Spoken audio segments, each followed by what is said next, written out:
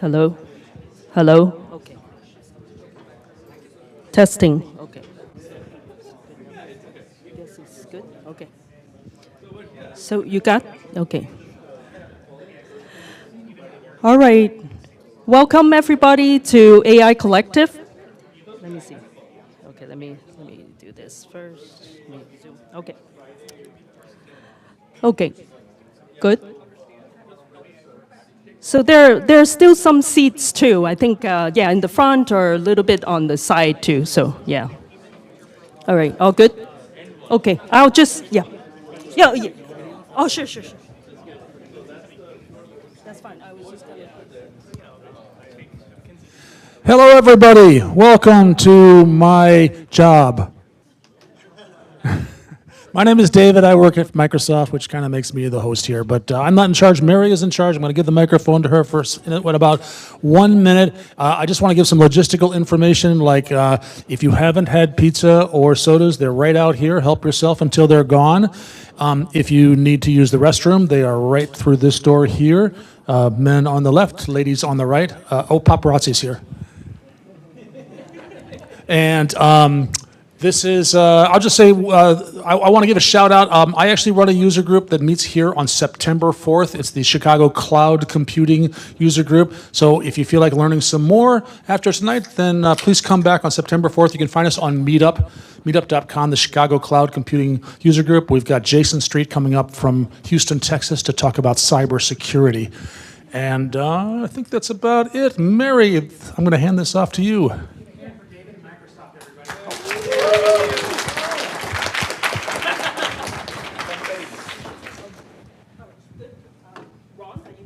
Ron, you're good. Okay. Welcome, everybody, to AI Collective, Chicago chapter. Today, we'll be having, well, first of all, Neo4J, thank you so much for sponsoring us today. Yeah, thank you. Yeah. And then we also will have Jennifer from Neo4j and Greg from Secret Sauce too.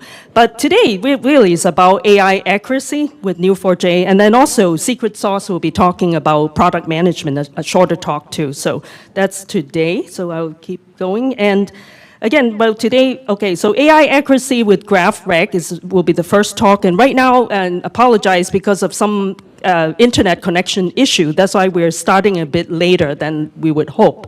So appreciate your patience. And then after this, Greg will be talking about build what matters with Secret Sauce. So that's that. And today's live stream, so it's being live streamed, will be on Open Development's live stream page. So if you go there, actually, I will be sharing with you the link, the direct link. But for now, if you go to Open-Development, there, the page, and there will be you see that live stream. You can click on that and watch it, or maybe send it to your friends who can't be here too. And thank you to Ron Majumdar for your audiovisual help tonight. Thank you. Okay, next thing. Thank you, sponsors. Thank you again, Neo4j, and also to Microsoft. Again, to David for helping us, too. I don't know where David is gone now, but thank you. Thank you. And also wanted to give a quick introduction. These are our Chicago chapter leadership and also the volunteers. So we have Jonathan Johnson-Swagel. He's the head of Chicago chapter. I invited him to say a few words. He said, oh, that's okay. So anyway, but yeah, if you want to talk to Jonathan, he's available as well. And then we have Brennan, also Eric. Eric is here at the back too. Eric's helping us, and Martina Matthews, I haven't seen her yet, but I think she may be coming too. And then myself and Roma Khan. Then we also have volunteers, Jenny Hamilton and Quentin Brill, but they could not come. And then I have another thing here is like you, and also like you, in fact, who is starting to help us as well. So if you're interested, let us know if you want to help. Okay, so, well, I was going to say, this one I forgot to skip this, but this is Jonathan. So, yeah, if you have questions about the collective or anything, you can reach out to Jonathan anytime. And a gentle reminder, please provide us with your full legal name. That's something I forgot to remind. Whenever you sign up with our events, please make sure, because not all buildings, companies require full name, but some, like for example, like Microsoft requires a valid picture ID. So that kind of helps a bit too with that. So thank you for your cooperation. And then if you are interested in AI Collective, because we're a global organization now, we're expanding really rapidly in every corners of the earth, except Antarctica right now. Yeah, I guess if we can get some penguins or something. But anyway, so I'm actually also leading the East region as well. And if you want to check out all of the events, go to aicollective.com events. You can see all of it. And we use Luma as the platform for managing our events too. Oh, this one too. Actually, that one I forgot. If you want to look at, there's our founder, Chappie. He has done this video too, and I'll share with you if you're interested, or you can look for it. It's the human side of AI that he talked about too. Because the AI Collective is not just technology, not just business, or not just founders and investors. In fact, we're a collective because we are all inclusive. Anybody, right? When you're interested in AI, working with AI, building innovators, doing business with it, we welcome everybody from everywhere too. So that's our organization, but I'm not going to play that. So I'll just introduce Jennifer Reif, Senior Developer Advocate from Neo4J. She'll be talking about RAG, accuracy and explainability in GenAI applications. And when you're ready, we can have Jennifer too shortly. And then the second talk by Greg Waldron. He's a startup sous chef from Secret Sauce, and he's going to talk about build what matters with smarter tools, and also some of the how you can be utilizing AI for the right thing. So that would be really great too. So with that, we want to thank you again for joining our event today and supporting our organization. And thank you again to sponsors, Neo4j and Microsoft. And our event volunteers too. I want to thank again Ron for helping with the live streaming and recording, venue host to David, and anyone who have stepped in to help. Thank you very much. And that's it. If you have questions, go to our webpage. We have a chapter page. You go to aicollective.com, chapters/Chicago. You can find us there, and the main site is aicollective.com. So I think with that, we're all good. And I hope to see you too at more events too. This is just the beginning. We're really at our infancy. We're kind of a startup company growing real fast. So we welcome everybody. Thank you. So, okay, great. And let's see if Jennifer, are you ready? Okay, awesome. So we'll have Jennifer here. Thank you. Yeah. Let's see, do you want to use this or you use that? Or maybe you. Is there like a stand? Stand, yeah, the thing is, I don't think.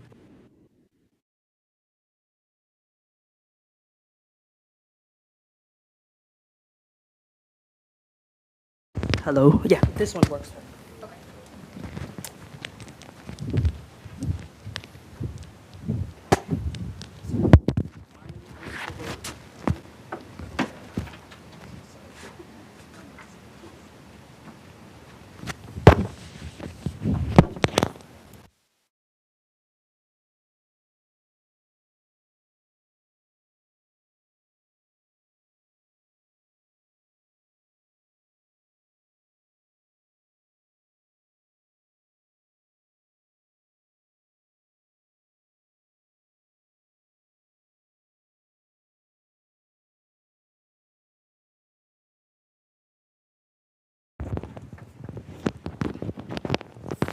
Testing.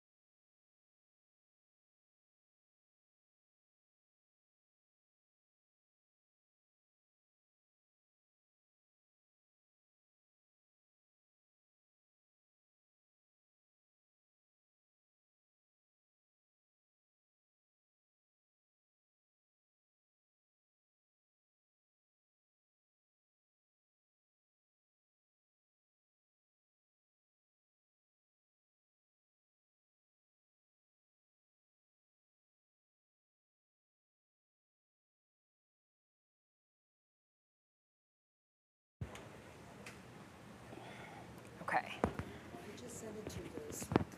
Perfect. Yep. Okay. Let me pop that up really quickly.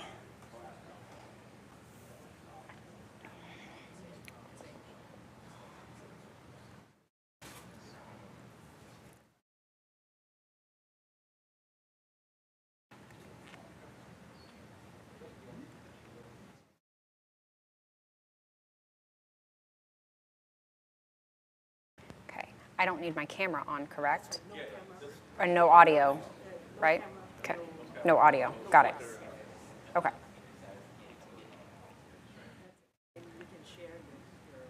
Yes. Okay. Let me minimize that. And yep, full screen. Okay. We're almost there.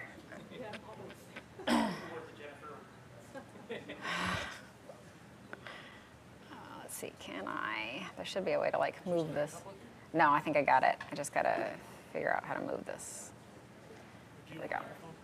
I've got one. Good to go. And, oops, and come on.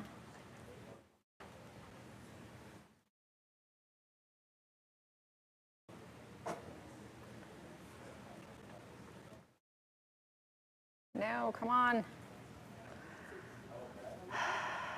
I think it's just struggling a little bit because I'm running Zoom and I'm running Llama and I'm running.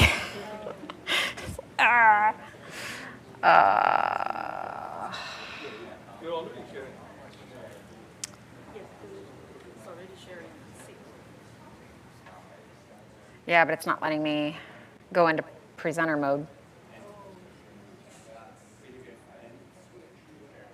There it goes. We got there. Okay, thanks. We're starting off on a good note, I hope. Hopefully it's not downhill from here. Okay, so I'm going to talk retrieval augmented generation today and how you can hopefully improve accuracy and explainability in your generative AI applications. My name is Jennifer Reif. I'm a developer advocate at Neo4J, have been for the last several years now. And really what that comes down to is I like learning technology and then I like sharing what I've learned in a variety of different ways. That comes through in technical presentations, tech books, tech blogs, tech podcasting. You get the general idea. I'm also a Java champion, and I do have hobbies outside of work, maybe not so many, but most of those boil down to the fact that I'm kind of a geek in a lot of different ways, and I have a lot of fun with that. So if you think of questions after tonight's event is over, that's usually when our best questions pop up, right? Feel free to reach out to me. I'm more than happy to continue the conversation on data, Neo4j, technology, and so on after tonight's event. So let's talk a little bit about when AI and generative AI misses the mark. We've probably seen like a lot of things where it can really go wrong, but let's take just kind of a few examples of this and explore a little bit. So the first thing I'm going to do actually is start off with a little bit of a demo. So I used to run this demo actually with ChatGPT, and since they gave it access to web search and a bunch of other tools, this demo doesn't work quite the same anymore because now it's like pulling from a variety of different sources to answer the question. And that's kind of against the point of what a large language model alone, standalone, actually does. So I'm going to run this application really quickly. And this is a Spring Boot app that I ran. And I just have Ollama, a local model, running in the background. And then I'm spinning up this Spring app on top of it. And I'm going to just ask questions of Ollama from this. This app's going to spin up. I'm going to go over here, and then I can hit the endpoint and ask it some questions just to get us started. So I want to query, and this is there. OK, in the way. OK, so I want to let's see, I have an endpoint of chat, I think, and we have an input question. Let's just start with something silly, maybe. Who is Jennifer Reif? Now, I have a public profile. I've been on GitHub for several years. I've got social accounts and professional networks and all sorts of other things. There's public data about me. So a large language model has been trained on public data. It should have access to some of that, right? But let's see what it comes back with when I ask it this. And some of you may already kind of guess what it might do, but sometimes it's kind of comical and fun anyway. To look, okay, so I'm an American mathematician and logician, known for my work in mathematical logic, blah, blah, blah, set theory. Let's see, oh yeah, I was born in 1954. I look great for 70, right? Yeah, something like that. So yeah, kind of funny. It comes up with like my background, the degrees I have. Maybe it looks like I might have authored some books. And it's funny because every time I run this, it's slightly different. Sometimes I'm a German mathematician. Sometimes I, teach at X and X school, Pennsylvania or California or New York or wherever it is.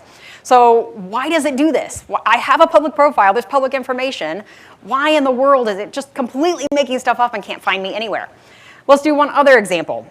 If I ask it something else just kind of ridiculous, let's say, would you please create a haiku? I know there are tons of examples of this out there about good and evil in the style of Yoda. Let's see what it does. Okay, you put that together, that actually reads pretty decently. I mean, I'm no haiku expert, but I have also asked it to create a poem about technology in the style of Emily Dickinson, and it did a pretty good job at that too. So why does it do this really, really well? And when I ask it about me, which it should have information on, not so well. And that's because LLMs are designed to be creative. They take input and they generate new content, new text usually, that is similar to what they've been trained on. And how they generate the new content is based on probabilities. What's the probability of the next word? What's the probability of Jennifer Reif? What can we guess her background might be? Well, based on the training information I've had, this type of person usually has this background, usually does these things, usually has these degrees. So again, it's probabilistic. And every time I ask it that, it might have a little bit of a different answer because it's creating new stuff. It's not a factory call. It's not a search engine. It's generating new content. That's why when I asked it about haiku in a style about a certain topic, it has a bunch of content on those things. And based on those probabilities, it can generate something new based on all those different variables that it's been trained on before. It has a bunch of haiku it's been trained on. It knows the differences between good and evil and how we use it and how we write about it and how we talk about it. And it also has a bunch of examples of Yoda and what his style is and how he talks. There's transcripts, there's images, there's all sorts of things. It's been trained on all that. It can compile all those variables together, create something new that actually is pretty reasonable. But it's not factory call. So let's tweak this just a little bit. Let's go back to my initial query, which I'm realizing you probably can't see. And let's say using the following context. And let's add something to this. So I have out here in the browser, I have a GitHub repository that I have a bunch of my sessions, and I have my bio that's included there. So let's just copy that. We'll add this as context, and now let's run it. So I'm developer advocate, blah, blah, blah. In the given context, Jennifer's a professional with expertise in software development, specifically developer advocate at Neo4J. Sometimes I've asked it this, and it has actually added and said, hey, Neo4J is a graph database company. So again, it's generating new things based on the context that I gave it, but I told it which boundaries to operate within. I told it my background. I told it what I do, things I'm familiar with. And from that, it was able to generate something that's actually pretty accurate and pretty good. So if you kind of guide it into the right area, it does very well. Okay, let's go back to slides. And this is just that in screenshots in case the demo falls apart, because sometimes it does. Okay, now we've probably seen examples in the media and maybe social circles where AI has gone terribly wrong. And these are actually very well-respected, huge companies that probably have a ton of operation processes and boundaries and guardrails and all sorts of other things that go on before they put anything into production. And yet, it went wildly off the rails in a lot of these cases. Now, I think nearly all of these or all of these are chatbot examples. And most of these, I think, happened last year. But we have hallucinating non-existent policy. That was Air Canada. Ended up in some legal cases that probably put them in a ton of hot water. Cost them a lot of money. A chatbot that produced Python. I think that was Klarna, which is a medical company. Legally binding vehicle offer. They somebody talked the Chevrolet chatbot into selling them a vehicle for $1 and made it contractually obligated, so they had to follow through on the contract. It was a legally binding offer. They couldn't get out of that one. That cost them, a lot of money. Harmful health advice, that was eating disorder association. That's pretty bad. Threatening users, inventing new language, illegal activity recommendations. All of these things are really terrible consequences, right? Like human ethics, data, privacy, all sorts of other things that can go wrong here. And again, even big, great companies get these things wrong. So how do we, as individuals, as people within our day jobs and operating spaces, try to get this right and try to kind of narrow those boundaries of error? We know that the LLM alone doesn't work. It produces human consumable output. It's based on probabilities. That means that the probabilistic nature of it, the non-determinism of it, is going to produce inconsistent results. I like to go back to us IT people. We are very comfortable with deterministic systems. I put in A, I get B. Every time I put in A, I get B. That is not the way large language models work. They are non-deterministic. They are probabilistic. Maybe 6 out of the 10 times I put in A, I'll get B. But the other 4 times, I'll get Z and Y and L and who knows what else, right? And also, if you don't give it enough detail, if the prompt is very vague, then that can cause some problems. And then a lot of times, because LLMs have to be cut off on their training, they can't just continue to train and train and train. That's just money that goes for whoever's training the model and releasing it. There has to be a training cutoff, and then they use that data and train it. But that means that as soon as the model's released, technically the information it's been trained on is outdated. It's old. I know even some of the later models, it only goes up to October of 2023. That's 2 years old. Think how much has happened in the last 2 years. So a lot of times you can start feeding some of this information in and adding to this context. You can kind of provide additional context, just as we did when I asked about who I am and provided my bio. You can kind of guide the large language model into relevant ideas and content, things it might be able to use. It also kind of helps focus and narrow down that search area just a little bit in its probability. So instead of using all of its probability space, I'm saying, hey, use the probabilities kind of within this window. You could add to the large language model's knowledge if it has an October 2023 cutoff. I can provide, up-to-date content, documentation, news articles, whatever it is that's newer, and feed that to the LLM as context, and that's going to help reduce the margin of error. Now, there's a few different ways you can add context and kind of processes you can do to put this together. But the common one right now is retrieval augmented generation. Well, I won't say that's the only common one right now. There's lots of other options too. But retrieval augmented generation is one way you can do that, and one, I won't say simple, but it's something that anyone can do out of the box. You can fine-tune models, you can train your own models, but that's really resource intensive and very expensive. Retrieval augmented generation is something that is relatively cost effective and easy to do in the grand scheme of things. Now, when I first came across RAG, retrieval augmented generation, it was like, what in the world is this? This sounds like a bunch of really fancy terms thrown together. But actually, if you break it down, it is what it says it is. So retrieval is just data retrieved from some external source. That could be files, that could be folders, that could be music, that could be a database. It very often is a database, but it doesn't have to be. Then you're going to use the data that's been retrieved from that external source. You're going to augment the large language model, the prompt, its knowledge, whatever it is. You're going to augment the large language model with that data. Then the thing that the large language model is actually really good at, and that's generating something new based on the context that you fed it, that you retrieved from that external source.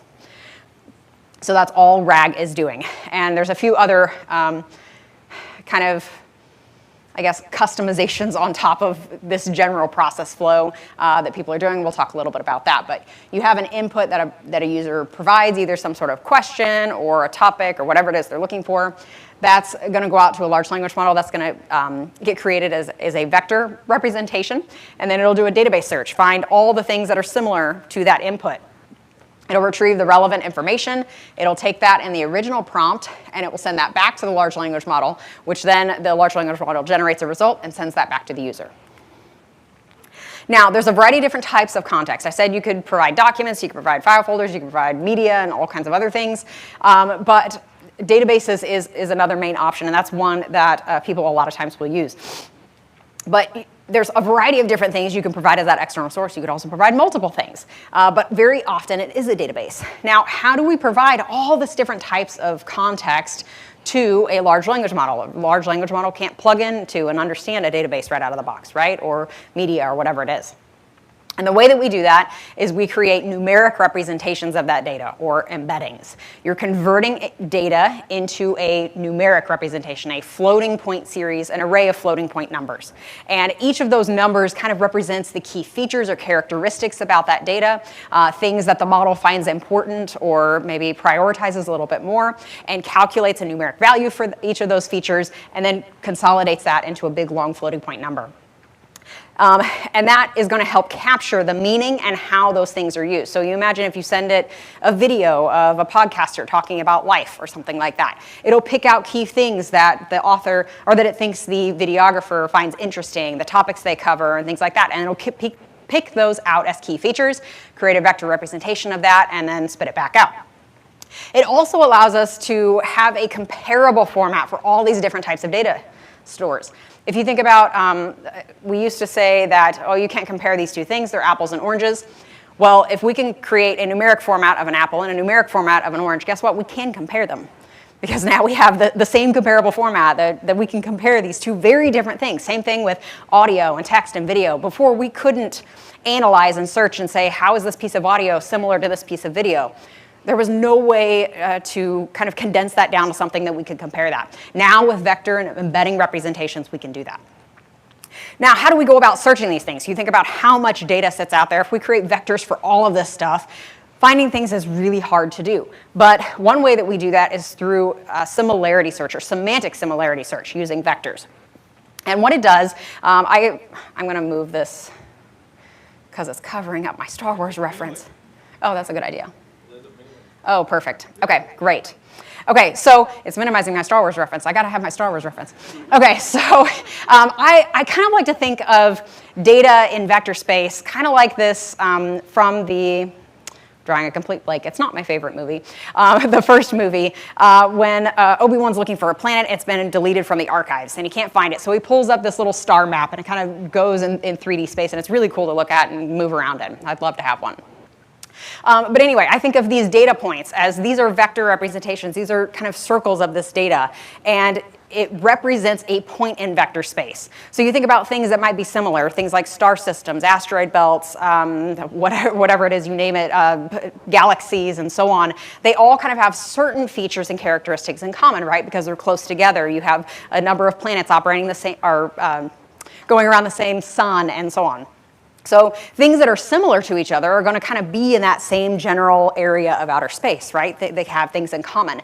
So I kind of like to think of data like that. You're basically taking the data, you're creating numeric representation, and then you're placing that in a place in multidimensional space, which I also like to use outer space as that because it's multi-dimensions. We're not dealing in 3D.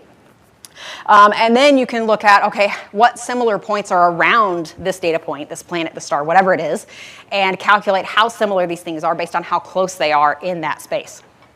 Another example I like to use is a library. So you think about how libraries are classified right now. They're kind of very funnel-oriented, very generic with nonfiction and fiction, and then it goes down into genre, and then it goes down to author, and it goes down to title. That's really hard if I'm trying to find a new science fiction book I might like. I'm very specific about things I like in science fiction and things I don't like, right? But it would be really hard for me to walk over to science fiction and go, what in the world would I want to read next? You'd have to pick things up off the shelf, read the backs of it, look at topics or themes or whatever it is. And it'd be really hard to sift through that information. But if I could search and say, hey, I have this very specific thing. I like this type of character, this type of event, space travel, whatever it is, and I could search that particular thing, then all of a sudden in vector space, it would go out and look at, okay, what's similar, what has the same features as the thing this person's interested in, and I would get a much narrower result set that's more relevant to me, that's more interest to me, because it's something that I really like. So I can narrow down that search result set because I'm looking for a specific feature that's highly relevant to the thing that I'm after. Go next. Go next. Oh, yep, that's it. Thank you. Focus on control. Okay, so now let's look at some retrieval sources that we might have. One is a vector database. That was one that when GenAI came onto the scene a couple of years ago, this one kind of took off like crazy. And since then, it's kind of variety and spread out a little bit more. But vector databases are an awesome component of this. So at its core, they are databases. They store and retrieve data. But they're optimized a little differently. They store data a little differently. They create and they store and they search embeddings, these vectors that we talked about. The index is the top unit of data storage. This was something that I was a little bit new to, coming from a relational and then a graph background. I hadn't played around with vector databases. So when you do a vector database, you create an index, and you insert the data into that index. From relational and graph world, you have the data, and you put an index over the top of it as a search mechanism, right? That's not the way it works in vector databases. I thought that was kind of interesting. Vector databases also prioritize statistics. They're very good at mathematical calculations and statistics calculations. Not really optimized for some other things, but that is their area of expertise. They do have some metadata and connections. It's not a lot. It's not maybe highly optimized, easily searchable and filterable, but they do have some that you can include in there. But they do really, really well at the semantic search, the vector search. Highly optimized for that. Now, where are they weak? I kind of mentioned there's not a whole lot of metadata and connections that you can include there. Some, but limited. Now, the other thing is, can we verify vector representations? If you looked at a big, long number, can you verify that, hey, this is the number for a computer, or this is the number for a house? Most of us probably aren't that mathematically minded, right? That we could look at a big, long array of 1,536 numbers and say, that's a vector representation for a building. Probably not. Can we also explain how it came up with how this result is similar? So if we do a similarity search and say, well, where did it get that? Well, you can look at the number, you can look at the other number that it used to search, but it's really hard to compare and say how close actually is that number. The vector similarity is not, it's a little bit of a black box. And then similar is not always highly relevant. We're actually going to look at that, an explicit example of that here in just a second.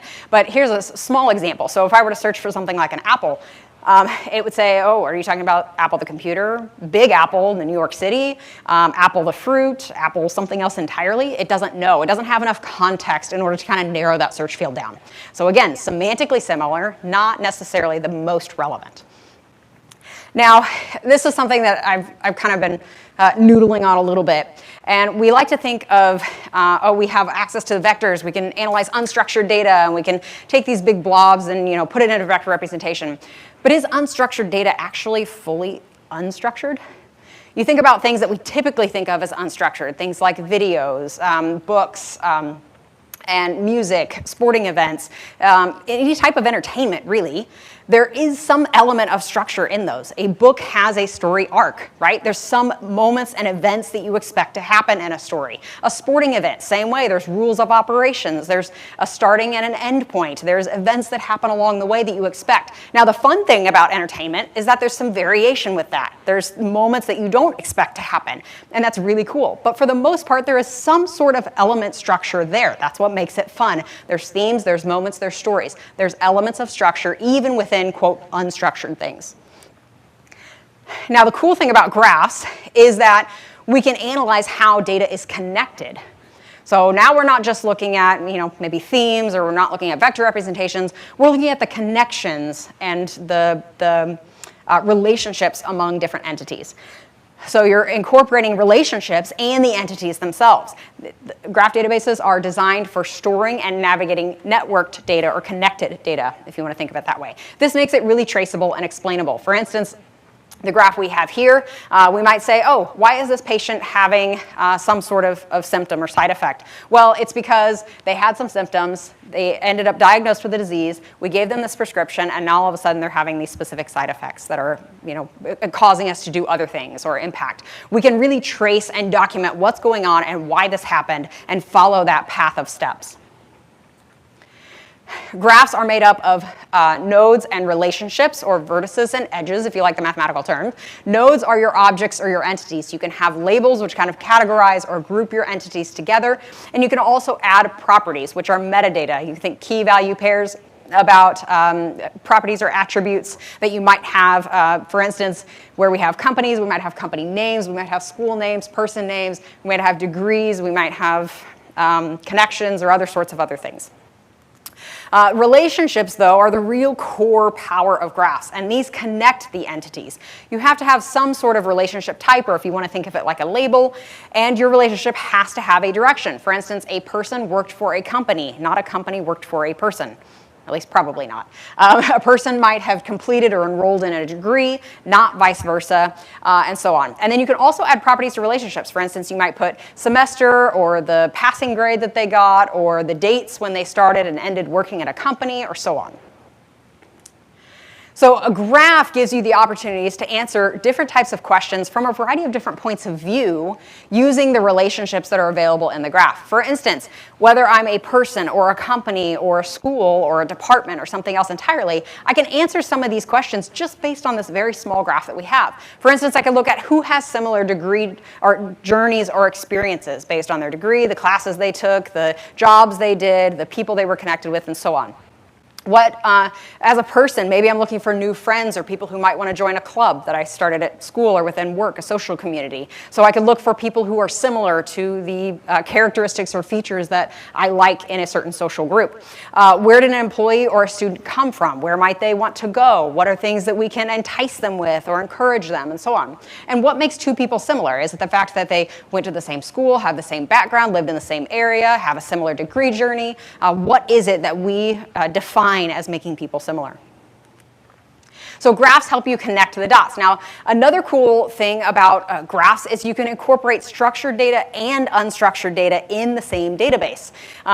Because Neo4j and many other graph databases as well have a flexible schema, that makes it a very natural fit for a lot of different kinds of data. You can document the connections and the paths through the network, and you can connect those varying data structures and types because that data model is flexible for it. So here, this is the example we're going to operate it within tonight. We have unstructured data, so we're pulling SEC, Edgar 10K filings that are company filings for the US government, and we've taken those documents, we've chunked them down into small sections because they're tens of hundreds of pages long, and chunked them down, and then we will create kind of vector embeddings for those chunks, which we'll talk about here shortly. And then we take those documents and all that text in there, and we extract the structured elements out of that. For instance, the company names, the product names, the time periods, the transactions, different stock types that might be mentioned within that text. Things that are actually structured elements and entities hidden within those chunks of unstructured data. And then we can connect the dots. You see, all these, the companies that might be within those documents, we can then map that back to our unstructured part, so we can connect the unstructured segment with the structured segment and then traverse across those different elements. All right, now GraphRag is basically just using graph as the source for retrieval augmented generation. It can be one of many sources. As long as there is a graph in the mix, it is technically considered GraphRag. So even if you have tons of other data sources you're pulling from, if there's a graph in the mix, it's GraphRag. You can use that label. You can layer the relationships both from the structured and unstructured like we talked about, but realize too that GraphRag is not a silver bullet for everything too. We'll talk about this in a second. I like to think of generative AI in layers, and sometimes the layer is worth the pain, and sometimes that added complexity just isn't. Nothing is going to be a silver bullet. Okay, so now let's see how we can put together a good solution with generative AI. There's a couple of things to take into consideration when we're looking at building a solution. Here's my layers of AI. Now, sometimes I applied this to baking, but you look at like croissants or layered desserts. Sometimes the more layers you add, the better it gets. The more textures, the more flavors, the more variety. It's interesting, it's fun, it tastes better. But at some point, adding additional layers doesn't give you any other benefit, right? It either compresses it, it ruins the dessert, it's not any better, or it's just hard to eat, or whatever it is. So sometimes more layers does not equal better result. Sometimes you have to evaluate, okay, when is the added complexity? Because every layer you add adds complexity. At some point, you have to weigh, what is the value that I'm getting out of this? Is it worth the complexity that I'm adding? And then at what point does that complexity outweigh the value? Stop there, go back a step, okay, and stay there. Wherever your value is higher than your complexity, stick with that.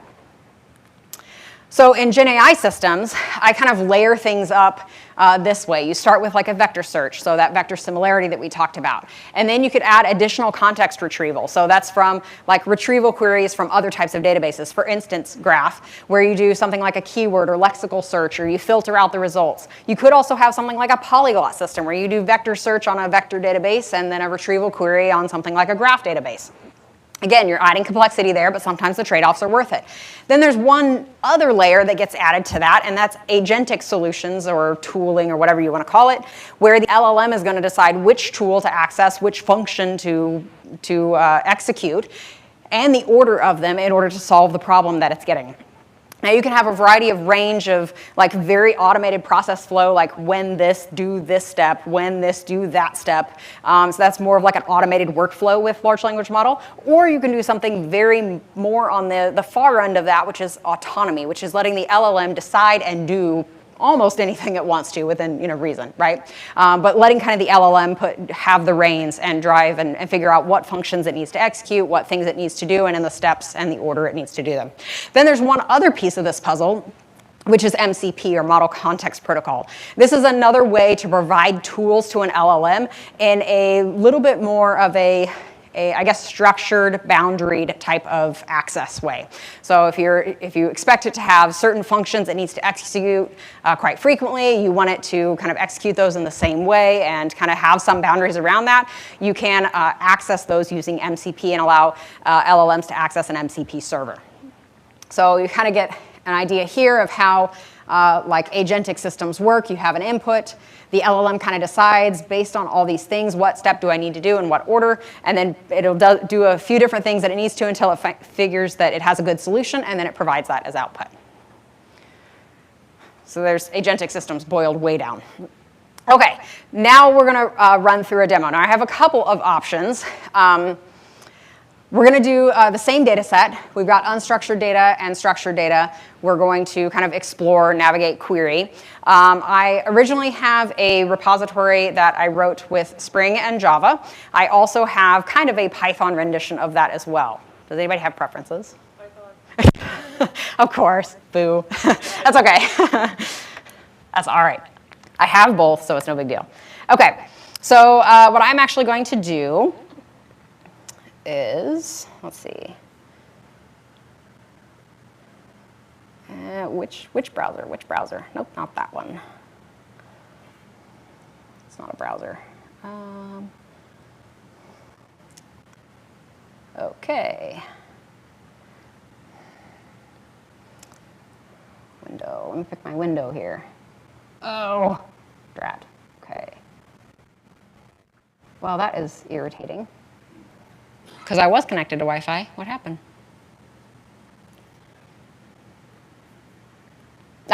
Here we go. I can operate with this. Okay, cool. So I have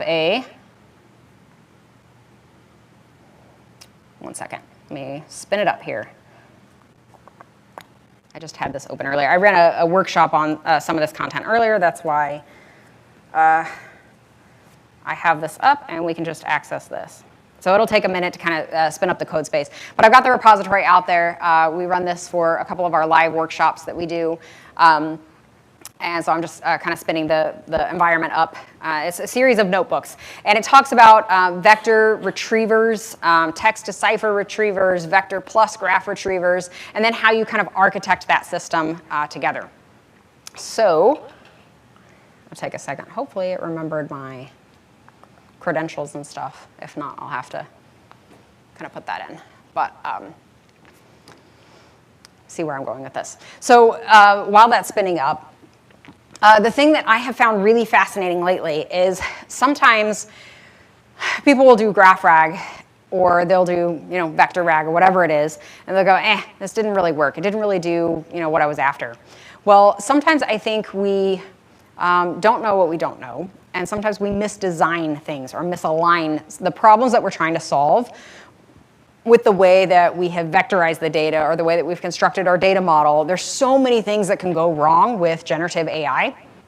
And that causes a lot of complications and a lot of headaches. I didn't remember drat, so I'll have to fix that. 1 second. Copy. or, actually, yeah, that's fine. Well, just rename this. Okay.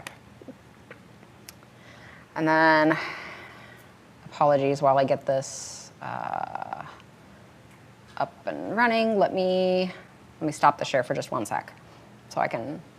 You're still seeing that too, but you win some, you lose some. Okay, so oh no, it didn't. No, it's not populating my instance. That's okay. We can get around that too. There's the backup for the backup plan. I always have plan A, B, C, and D sometimes. Maybe not that far down, but okay. So what I'm doing here is I have a instance that's running, a cloud instance running, and I'm just going to populate my credentials here for that instance. It's a temporary instance, so it won't stay up for very long. So don't get any ideas. And then let's see. I'll just refresh this, and I have a. There we go. I have a key I'm just going to use for tonight, and this gets removed tomorrow. So again, no ideas. Okay, so I'm just going to make sure that this runs fine, and then I'll dive right into the actual code of it, just to make sure I've connected everything correctly and it reads everything fine. Come on, you can do it. Oh, and then I need to reshare. Yes, okay. Reshare in Zoom. Share screen. There we go. Done. Okay. Cool. All right. So the first thing that I'm going to kind of go over, the thing that's really nice about this, if it can open. This is kind of notebook format, so I'll try to walk through some of the text that's here. But basically, what we've tried to do in this is we've done a kind of a series of retrievers. We do a vector search and show how the similarity search works. And again, we're pulling financial filings of data. It's a curated data set that we've put together and organized and made nice and neat, or as much as possible anyway. And then we can run vector search on that. Then we have a vector search plus graph example of that and how it kind of adds and hydrates that data even further. And then we have a text to cipher example. Sometimes the way you ask your questions or the types of questions you're asking actually better fit for one tool or one retriever or the other. So I'm just going to kind of set up some environment stuff here. It sets my environment variables in the background, so that's all good to go. I can initialize which model I'm going to use. In this case, it's using OpenAI 4.0, which actually that little pop-up covered that. And then pulls in my API key as well. And now I've lost the projector. Okay, it's back. And next, we can initialize that retriever. So this kind of sets up the configuration for it. I come from a Java background, a Spring background, so I like to think of this as kind of like the Spring Bean that sets up your config that then you can utilize later. And then we can do a vector search. So for instance, I might want to just search a few. Did I set up oh yeah. What are the risks that Apple faces? That's the question that's being asked for now. So I might want to look at, okay, what are the similar results that come back from this? And let me see if I can, yeah, that's better. Make that a little bit bigger. Okay, so what are the risks that Apple faces? So it comes back with a similarity score. And then potential liabilities. Of course, this is referencing the company. And there's the Apple Inc., so it kind of pulled a chunk. But this is pulling the text chunks, and then it's actually pulling the ID of that chunk as well. Next, if we want to use this in retrieval augmented generation, we can set up kind of a RAG or graph RAG pipeline here. So it's using a large language model. It's setting the vector retriever as our retriever of choice. And then it's actually doing the search. That's that rag.search with the question, which is the what are the risks that Apple faces. And then it's going to retrieve the risks that it finds. And you can kind of see pretty general stuff, but I mean, pretty relevant. So you get things like environmental, social, and governance, regulatory scrutiny, it's subject to intense regulatory scrutiny and antitrust investigations, cybersecurity risks because it's a prominent status and has valuable data, natural disasters, many of its operations are in disaster-prone areas, and so on. Okay, that's pretty cool, but can we take this a step further? Can we add on a graph retrieval on top of this and make this a little bit more detailed maybe and add something onto this? So here's the query that we're going to tack on. So with the results from that vector search, it's going to go out, it's going to take those chunk entities, it's going to grab the documents those are pulled from, the companies that are related or extracted from those documents, and the risk factors that are connected to that, to those companies, retrieve the company name, the text, and then collect all the risk names together, and then set up the retriever, again, kind of that config that then we can run the similarity search off of. So again, same question, input, what are the top risk factors that Apple faces? And it'll actually run that search query and retrieve the answer for that. And it'll take it a couple of seconds. A little bit of a complicated query there. Okay, so now it says, hey, risk of malicious attacks, macroeconomic industry. There was one thing specifically, global supply chain and disruptions. Sometimes it even mentions exactly where, because it's sourced a lot of their components are sourced China and India. So sometimes it's very specific on that. And let's see, complex hardware and software. The thing that I like, where is it? Financial risks, fluctuations. Oh, it didn't actually specify.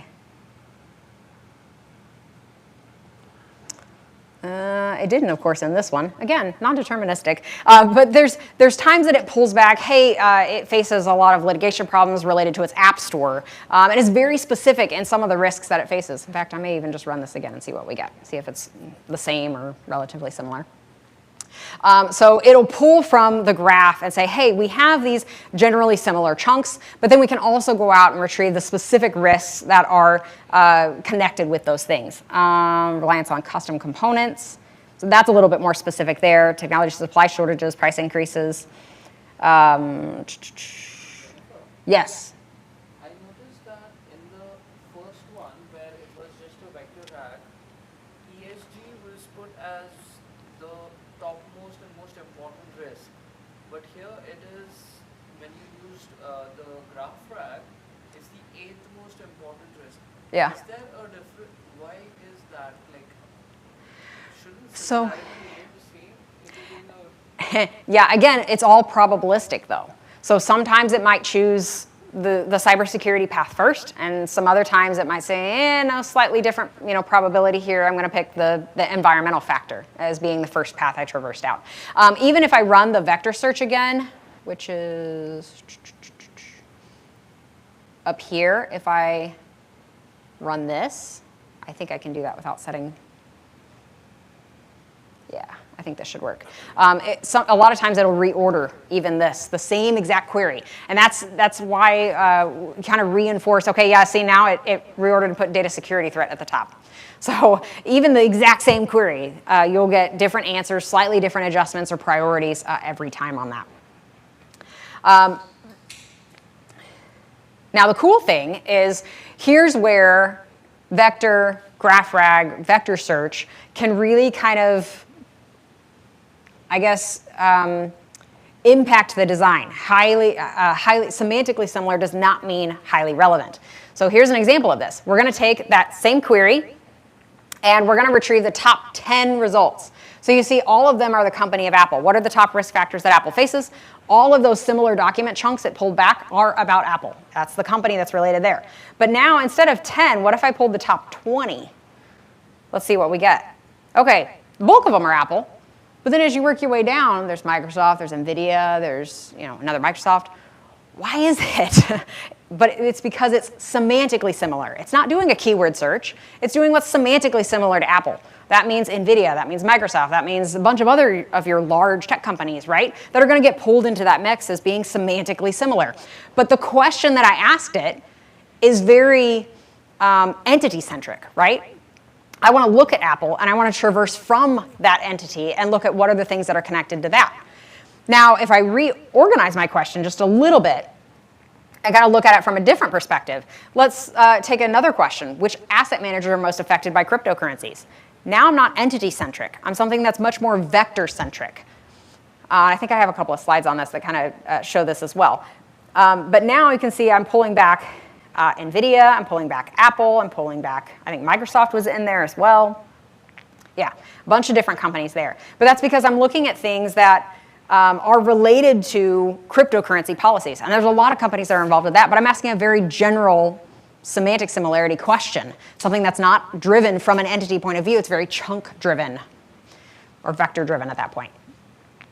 And then I could ask that same question to GraphRag and see what kind of answer it comes back with. So that was just the vector search that I did right above it. Now I can kind of dig into this a little bit more, and I don't know why it's putting it all in this nice big line for me. So it says, asset managers with shares in NVIDIA are most affected by the changes in cryptocurrency. So these are all the asset managers that it lists as being connected to NVIDIA. So it did the vector search, said, hey, NVIDIA comes back as a top result. Then it goes out to the graph and say, what are the connected asset managers for NVIDIA company? And it pulls back this list of a bunch of asset managers. So it's combining that vector plus graph retrieval. Now we could also, this is a similar thing here. So this is a good representation query for the vector plus cipher. Now we're looking at what asset managers are most affected by banking regulations. So here we're taking the vector similar results with this node. We're grabbing the documents, the companies that filed those documents, the asset managers that own stock in those companies, and retrieving that content. So that's our retrieval query. That's the graph retrieval part. And then we're going to set this up. And yeah, this is doing the search. And we'll retrieve back the vector similar results from this. Asset managers who have shares in Microsoft may be affected by banking regulations, such as these list of companies. And then we could actually ask, or no, that was actually the full question. This is just the vector results. So you can see it comes back with a bunch of Microsoft stuff, and that's it, actually, just a bunch of Microsoft. Okay, so it's pulling vector similarity and then going out to the graph and pulling related context, the asset managers that are connected to those entities. In this case, just Microsoft. Another cool one is to look at something like, how am I doing on time? Are we pretty much out? Okay, all right, yeah, I'll keep it brief. So now we might be able to look at shared risks among companies. So this is another one that's good for vector plus graph retrieval. So we're looking at now, we'll do the vector similarity search, we'll retrieve the similar chunks, we're grabbing the documents, the companies that filed those, then we're looking at the risks and that first company faced, as well as another company that faces those same risks, where the first company is not the same as the second company. You don't want Microsoft having a risk that Microsoft faces. It's kind of redundant. And then you're going to return the source company, the related companies, and the shared risks that they have. So we can retrieve this. That's just setting it up, and this actually runs it. And this is a little bit of a visualization. I don't know why it's like formatting it funky. It used to be in this nice little paragraph. Okay, interconnected risks, cybersecurity threats, data privacy issues, regulatory scrutiny, et cetera.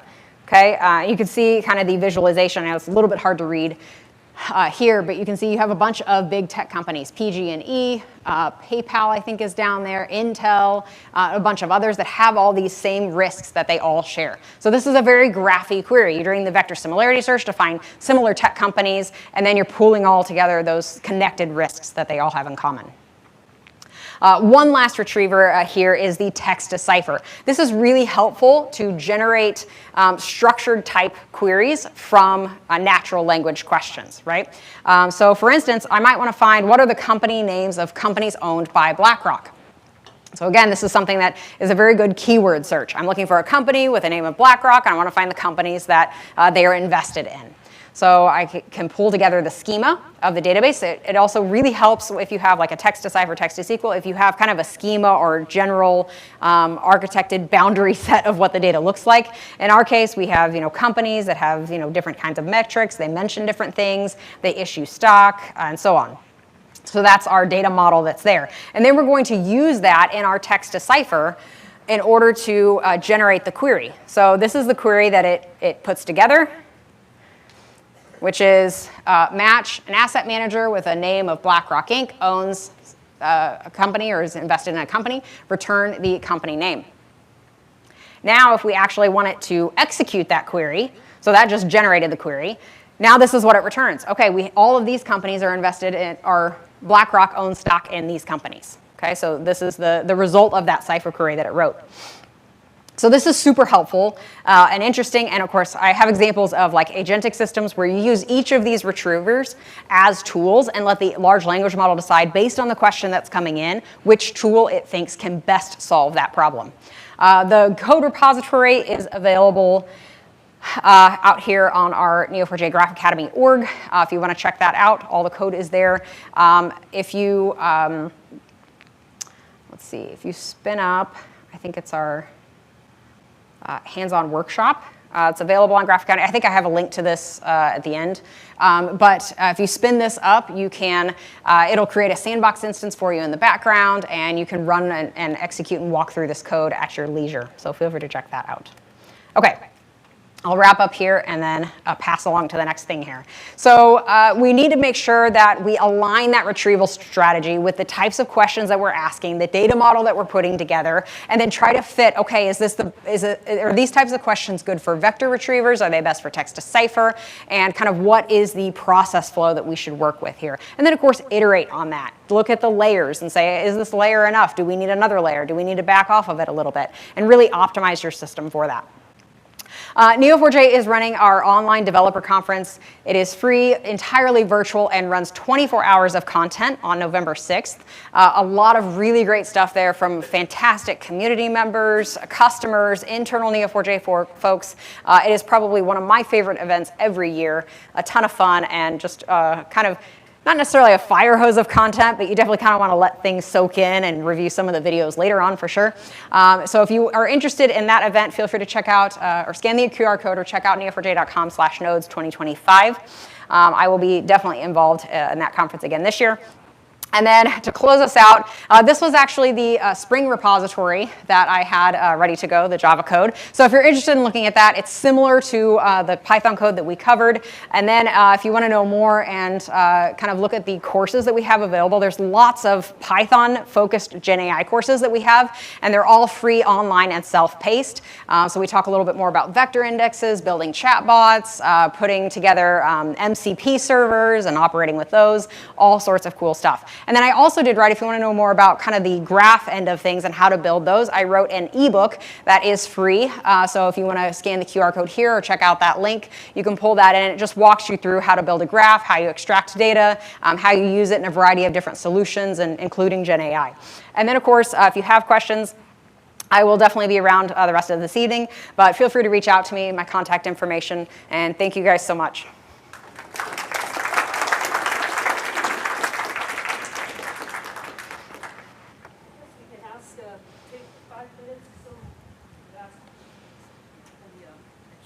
Yeah, question.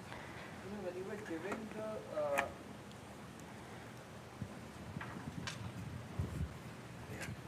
I'm good without a mic. That's fine.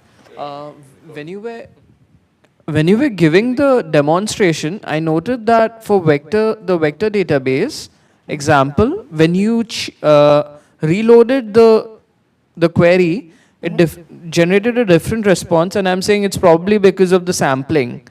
But on the other end, when you did the same with the vector database, both times the order of what the query was generating and the content both remain the same. And how did Neo.js achieve that difference where it is not changing its answer every next time it's asked?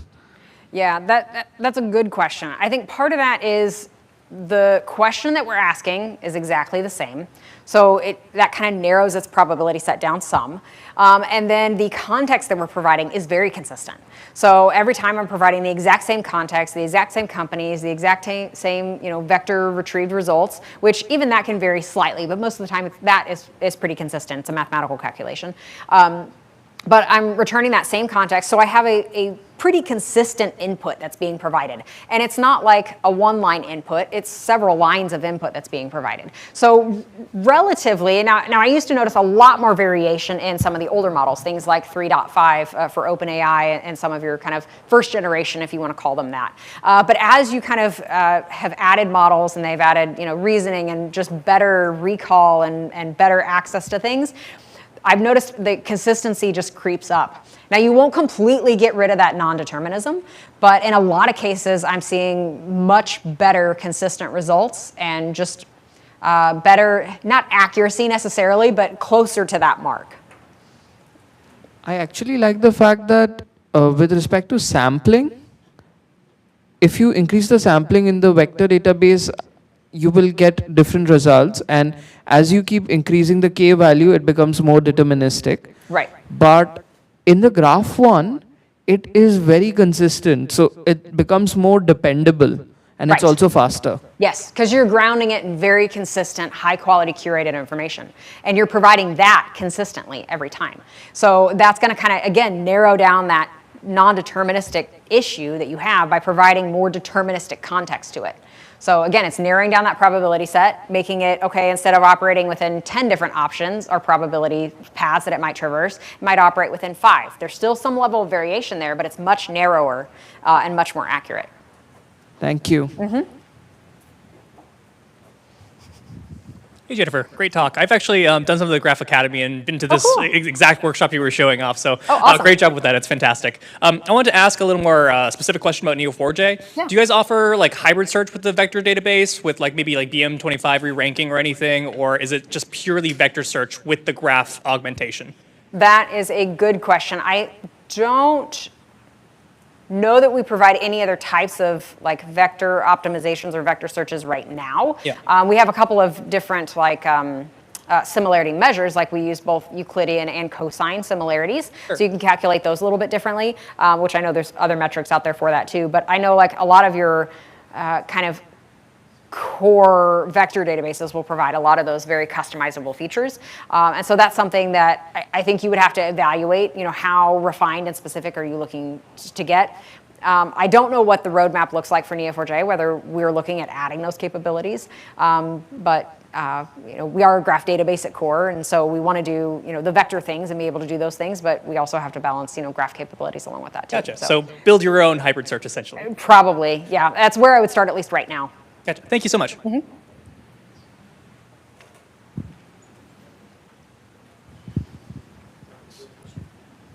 Hi, thank you for the presentation. First off, really good stuff. Thank you. My question is more just generally about like use case for the text to query type of process. I was kind of thinking like, you know, there's a lot of models out there now where there might be a model that scores higher on like a more generalized benchmark, whereas some, like I know for like a lot of web developers or full stack devs, like Claude is like the preferred model, things like that. So I guess my question is, has Neo4j as a company like explored like having like a Cypher benchmark or something internally, or is there like a model that you recommend for the text to query? Yeah, that's a really good question. I know I've heard like rumblings of benchmarked like text to cipher things. I don't know if we publish them, if that's internal, or if we have some external facing things. I can ask somebody about that. I know several resources who would know for sure on that. But as far as like models that are better for certain things than others, things like your general models are going to be better for just kind of general. You see, I used a pretty run-of-the-mill OpenAI 4.0. I don't think I used many. I think it was just regular 4.0 on like the vector search and then the vector and graph retrieval search. Your general models are probably going to be pretty okay for that sort of thing. When you start getting into like text to cipher, or you start looking at some other types of things, that's where some of your more specialized or specific models that are designed and optimized, again, looking at what were the characteristics and features that they prioritized during their training. Models like Anthropic's Claude is highly prioritized and optimized on code. It has been trained on tons and tons and tons of code. That's why it's so good at generating code. I mean, I've used some of the Claude stuff. It's really impressive. It doesn't always hit the mark, but it is really impressive. And that's just the amount of training data that it has and the way that it's been optimized. For something like text to cipher, I would look at some of the like stronger code models. I know at Neo4j we use Gemini quite a bit in a lot of our like text to cipher and a lot of our just kind of even vector search and graph retrieval and stuff like that. I know we use like the Google Gemini series, and that has been really well liked and approved by internal folks. So I know we use that a lot, and then of course Claude is good for code. Anything that is, I guess, I won't say not necessarily a general reasoning model or a general model or a reasoning model, but I would kind of look at those more technical focused and prioritized models as kind of being good options. And I think I haven't like run samples of like the text to cipher, text to SQL, text to whatever it is, database query language that might be, but I would imagine kind of your coding models are going to be similarly optimized for those sorts of translations. Thank you. Is there somebody else? Do we get everything? I'll be hanging around if you think of something later. Thank you. Just one more thing, Jennifer. Yolande said the link is not correct. If you check the Slack, Okay. just kind of inform folks of the correct link. Oh, yeah. 1 second.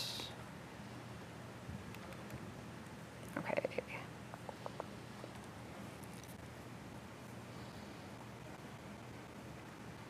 This one.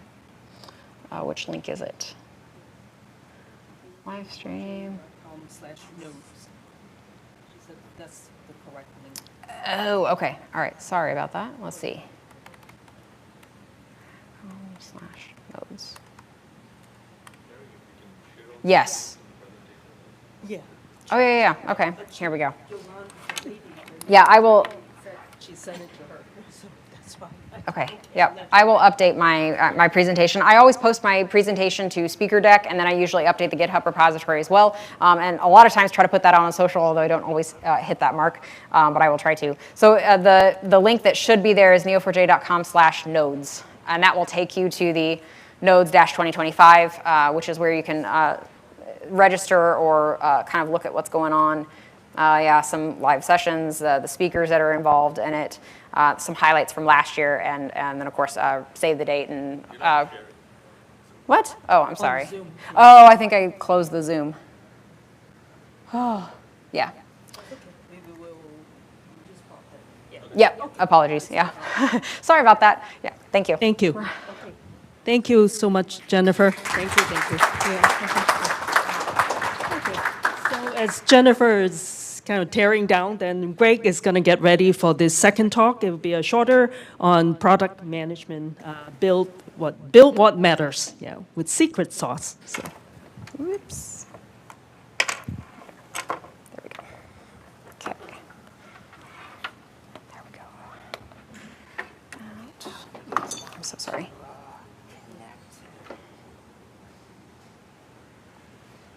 No, you're good.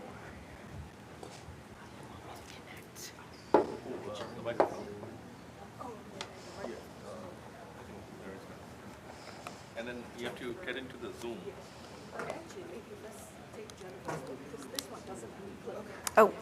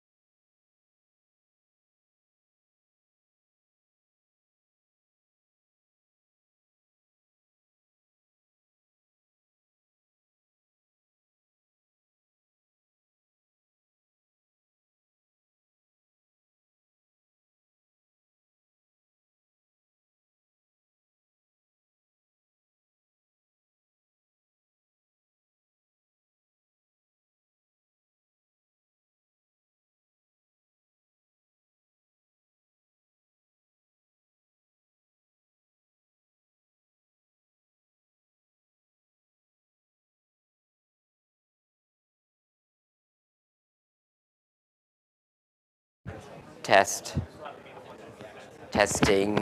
Is that good? Do I need to turn it up at all, or is that good? Does that? Okay.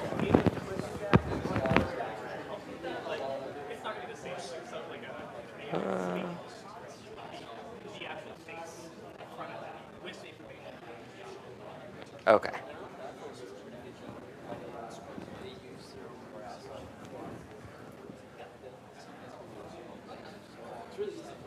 What that green?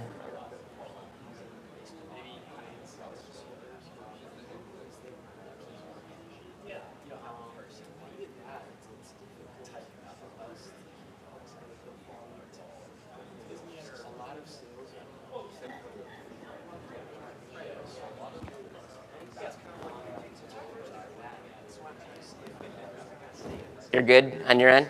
Good? Okay, perfect.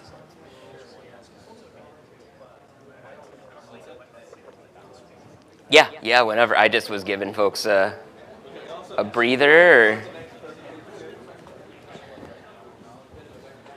Yeah, no worries. I figured folks needed a minute. It's all good.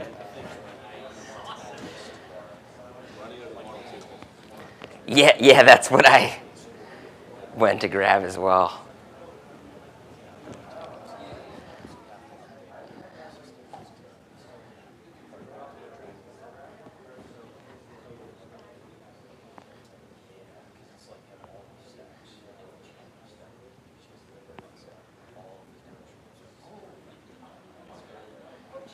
Yeah, oh yeah, no worries. Like I understand folks need I did a bio break and grabbed some water myself, so I understand.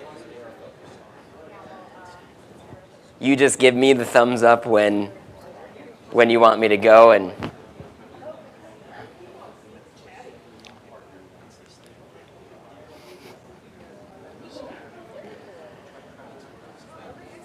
okay. Awesome. Cool. Well, I'm going to get rolling because I know we started a little late, so I'm going to run through this because I know everybody appreciates coming to these to have some networking as well. So I'm going to run through my chat here, and then I'll leave some time at the end, and then of course I'll be around hanging out as well if folks want to chat. And so first off, I just want to thank AI Collective and Mary and the rest of the team for having me today, and for all of you hanging out on a Thursday night with us tonight when it's pretty decent weather. It's finally not crazy humid out, so thank you for staying indoors even though it's actually decent weather to finally be outside. So thank you for coming in and hanging out. I appreciate it. And so what I'm going to be talking about today is building what matters with smarter tools. Before we get into that, just to give, wow, it's weird seeing my head that big on the screen there. Before I get into that, just a little bit about myself. So I'm Greg Walrod. I've been in the tech kind of startup scene now for about 20 years. I've been in Chicago now for about 11 years, and maybe that Chicago comes out when I say that of speaking here for 11 years. And so really, the last 11 years I've been in Chicago, just been super ingrained in the community. It's how somebody asked earlier how I got connected with the group. I think I hosted Mary in the Chicago Java user group, I don't know, maybe 8 or 9 years ago now is the first time at a company called Nerdery. And so just to me, I love being a part of these events and coming to these events because I think that's what kind of builds the community and makes Chicago so great. Is it's really exciting to me to kind of see the community getting back to what it was several years ago, where there's all these types of meetups and events and people getting together in person. So I'm just grateful to be here. My career has kind of spanned from I started with Best Buy, moved down here for consulting about 10 years ago for a company called Nerdery.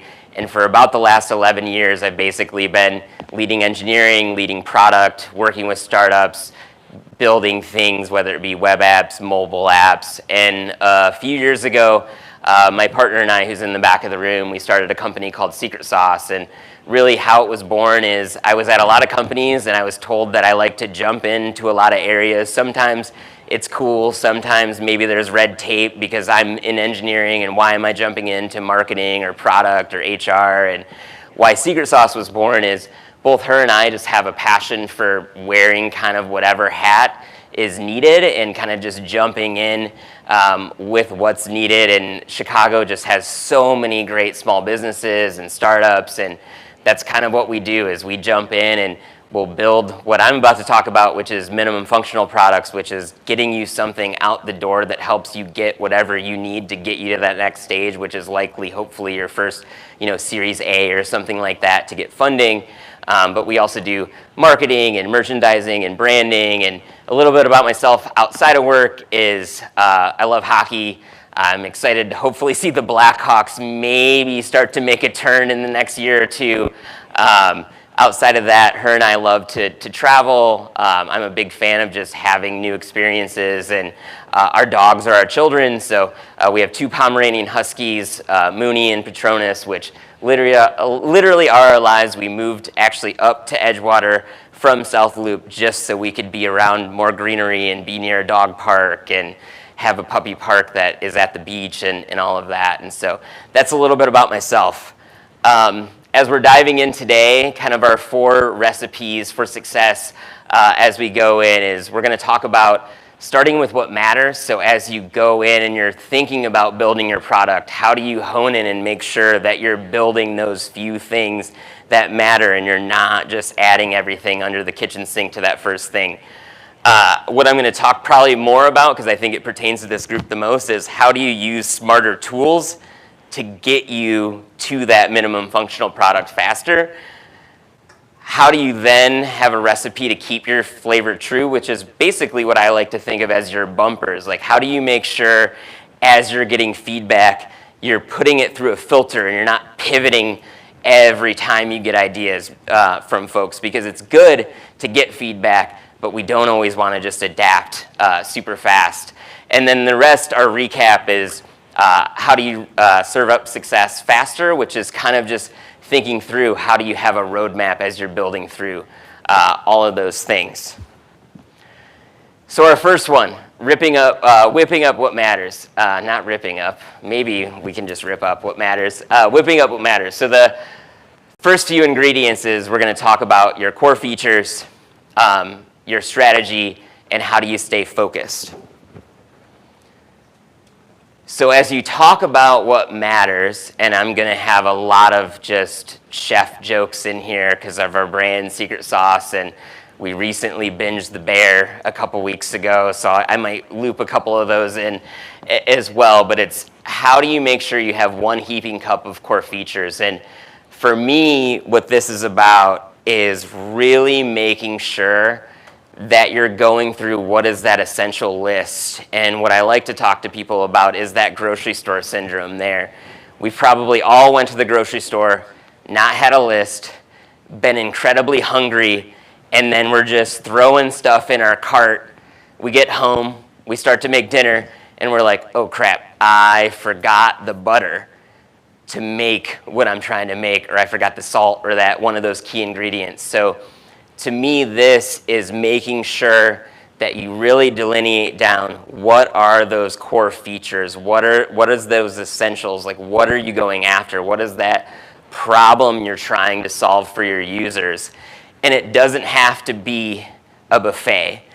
If some of you have watched the recent Bear, one of the reasons why they struggle is every day they're changing the menu and they're adding new things, and that's one of the things that's hurting their success. So what you're going to hear me probably harp on a ton as I go through this talk is keeping it simple, stay true to your plan, have those few problems you're trying to solve, and staying true to those solutions that you're focused on with those.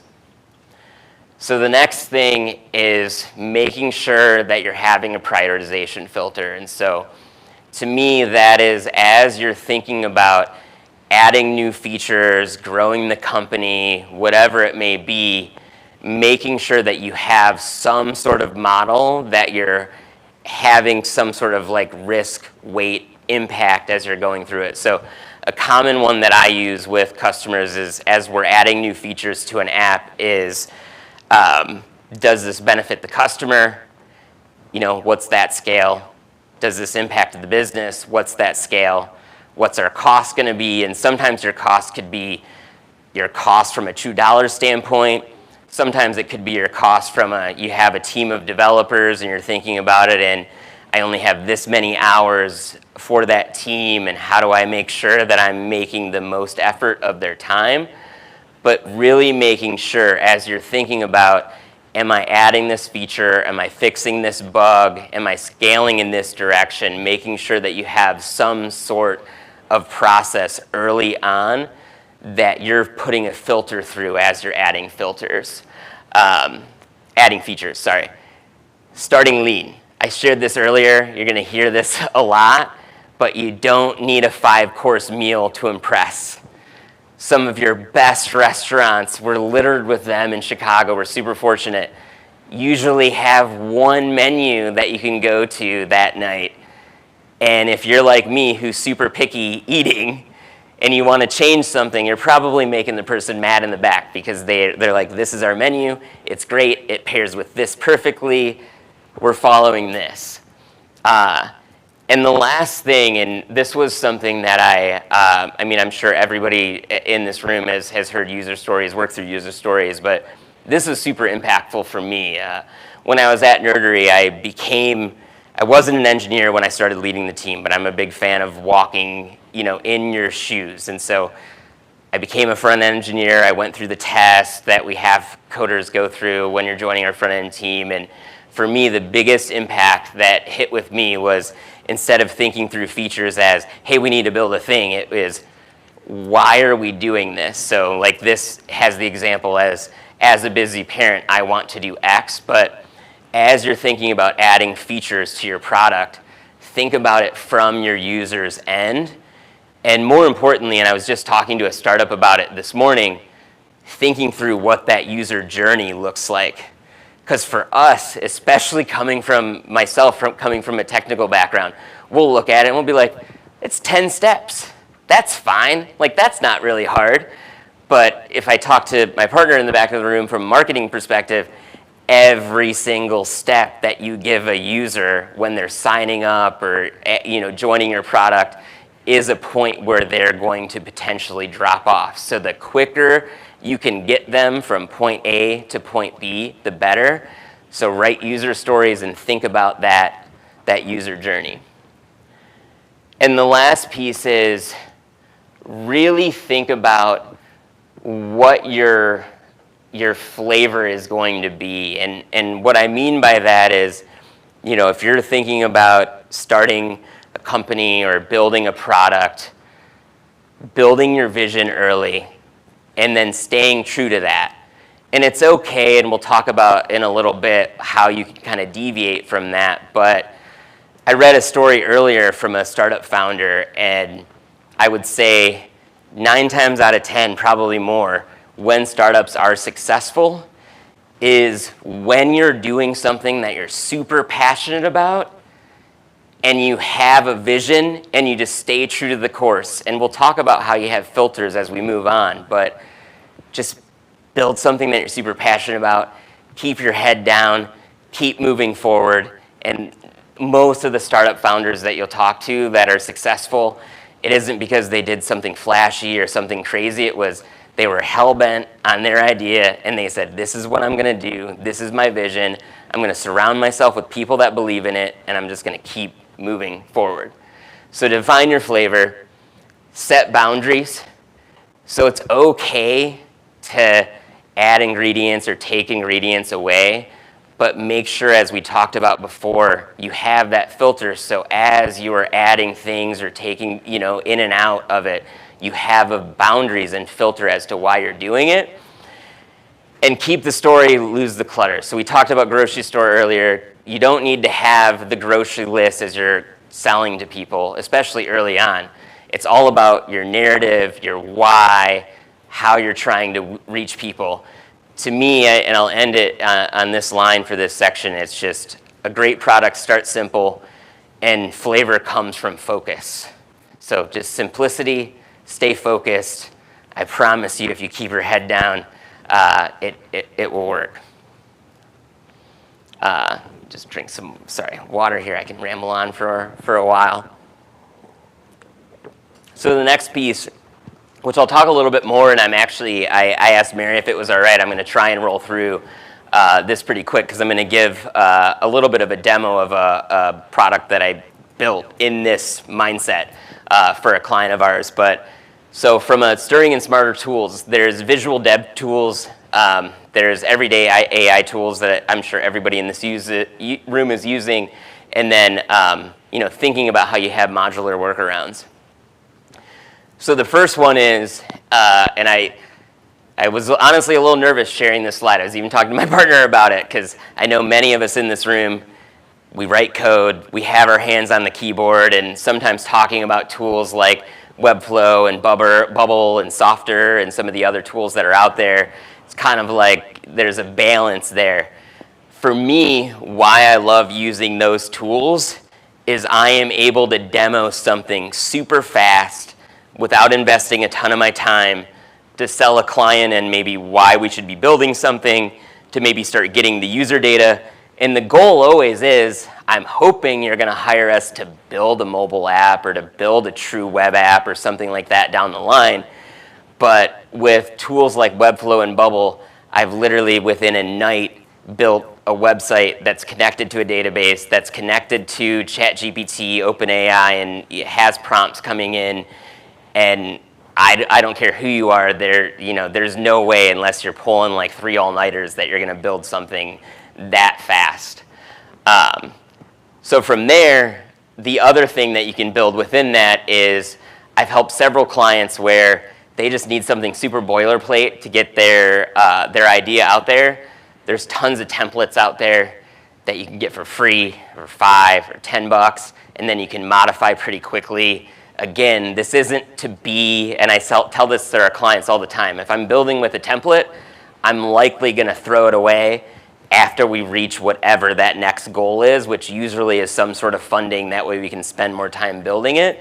But the template is something that I can take, I can spend a couple nights, we can start marketing it to folks, getting user data, because more and more as you're going out and pitching your idea, VCs are looking for how many users do you have on your product, how many people are on your wait list, have you sold revenue, those types of things. So using these tools is going to get you there faster, so you can then get that 200K or whatever you're looking for to then build something that is going to be much more scalable. And for me, it's always about functionality first. Think about the functionality. We'll go into it a little bit more as we go on. But to me, it's all about, does that user workflow make sense for them?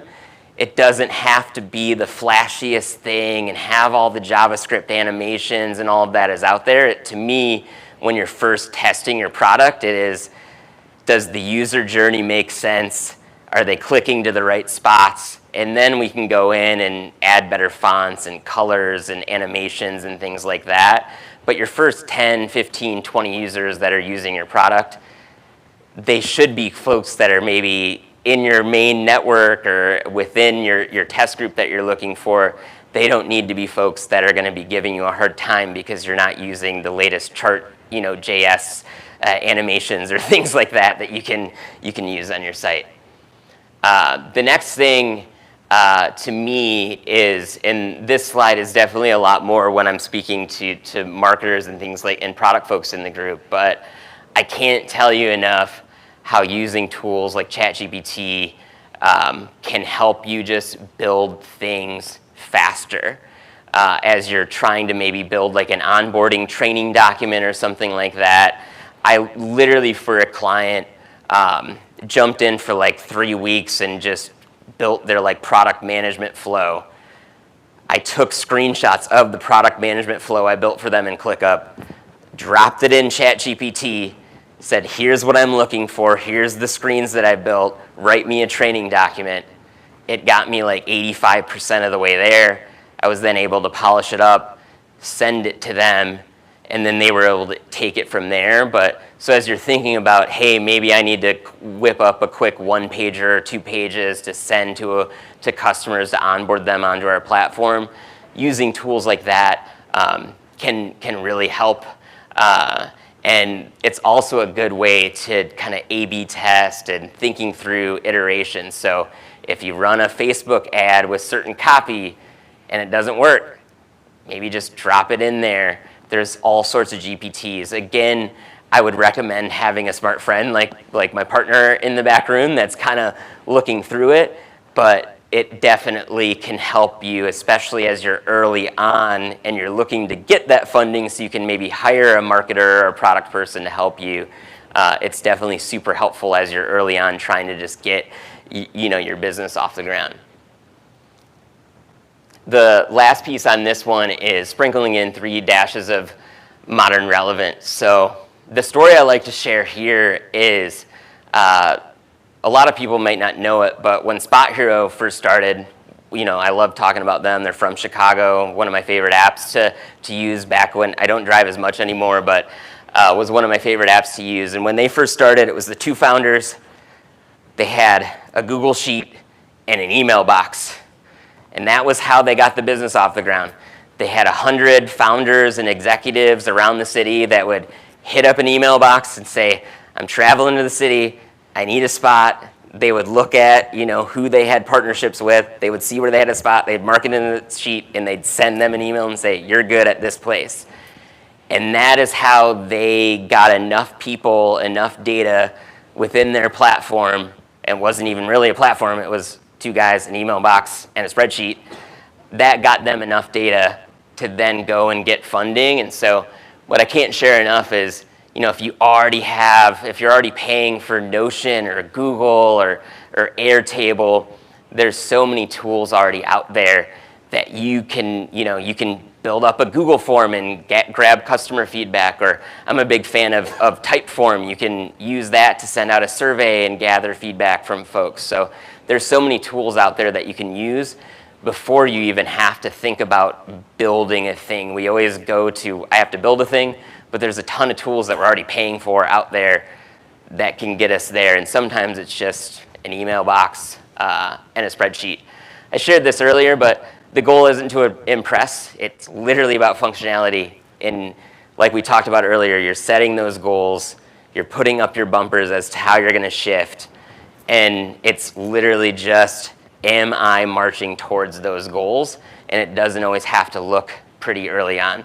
With some startups that I've worked with, it's sometimes just getting 10 people 3 times with different user groups in a room and just having a conversation and getting that data. Because I've went into rooms with VCs, and when we're able to say, hey, we've sat down with 50 potential users, and this is their feedback, and here's what we think they're going to pay, et cetera, that goes way further than saying, I built this really cool app that has 3 people that are working on it currently.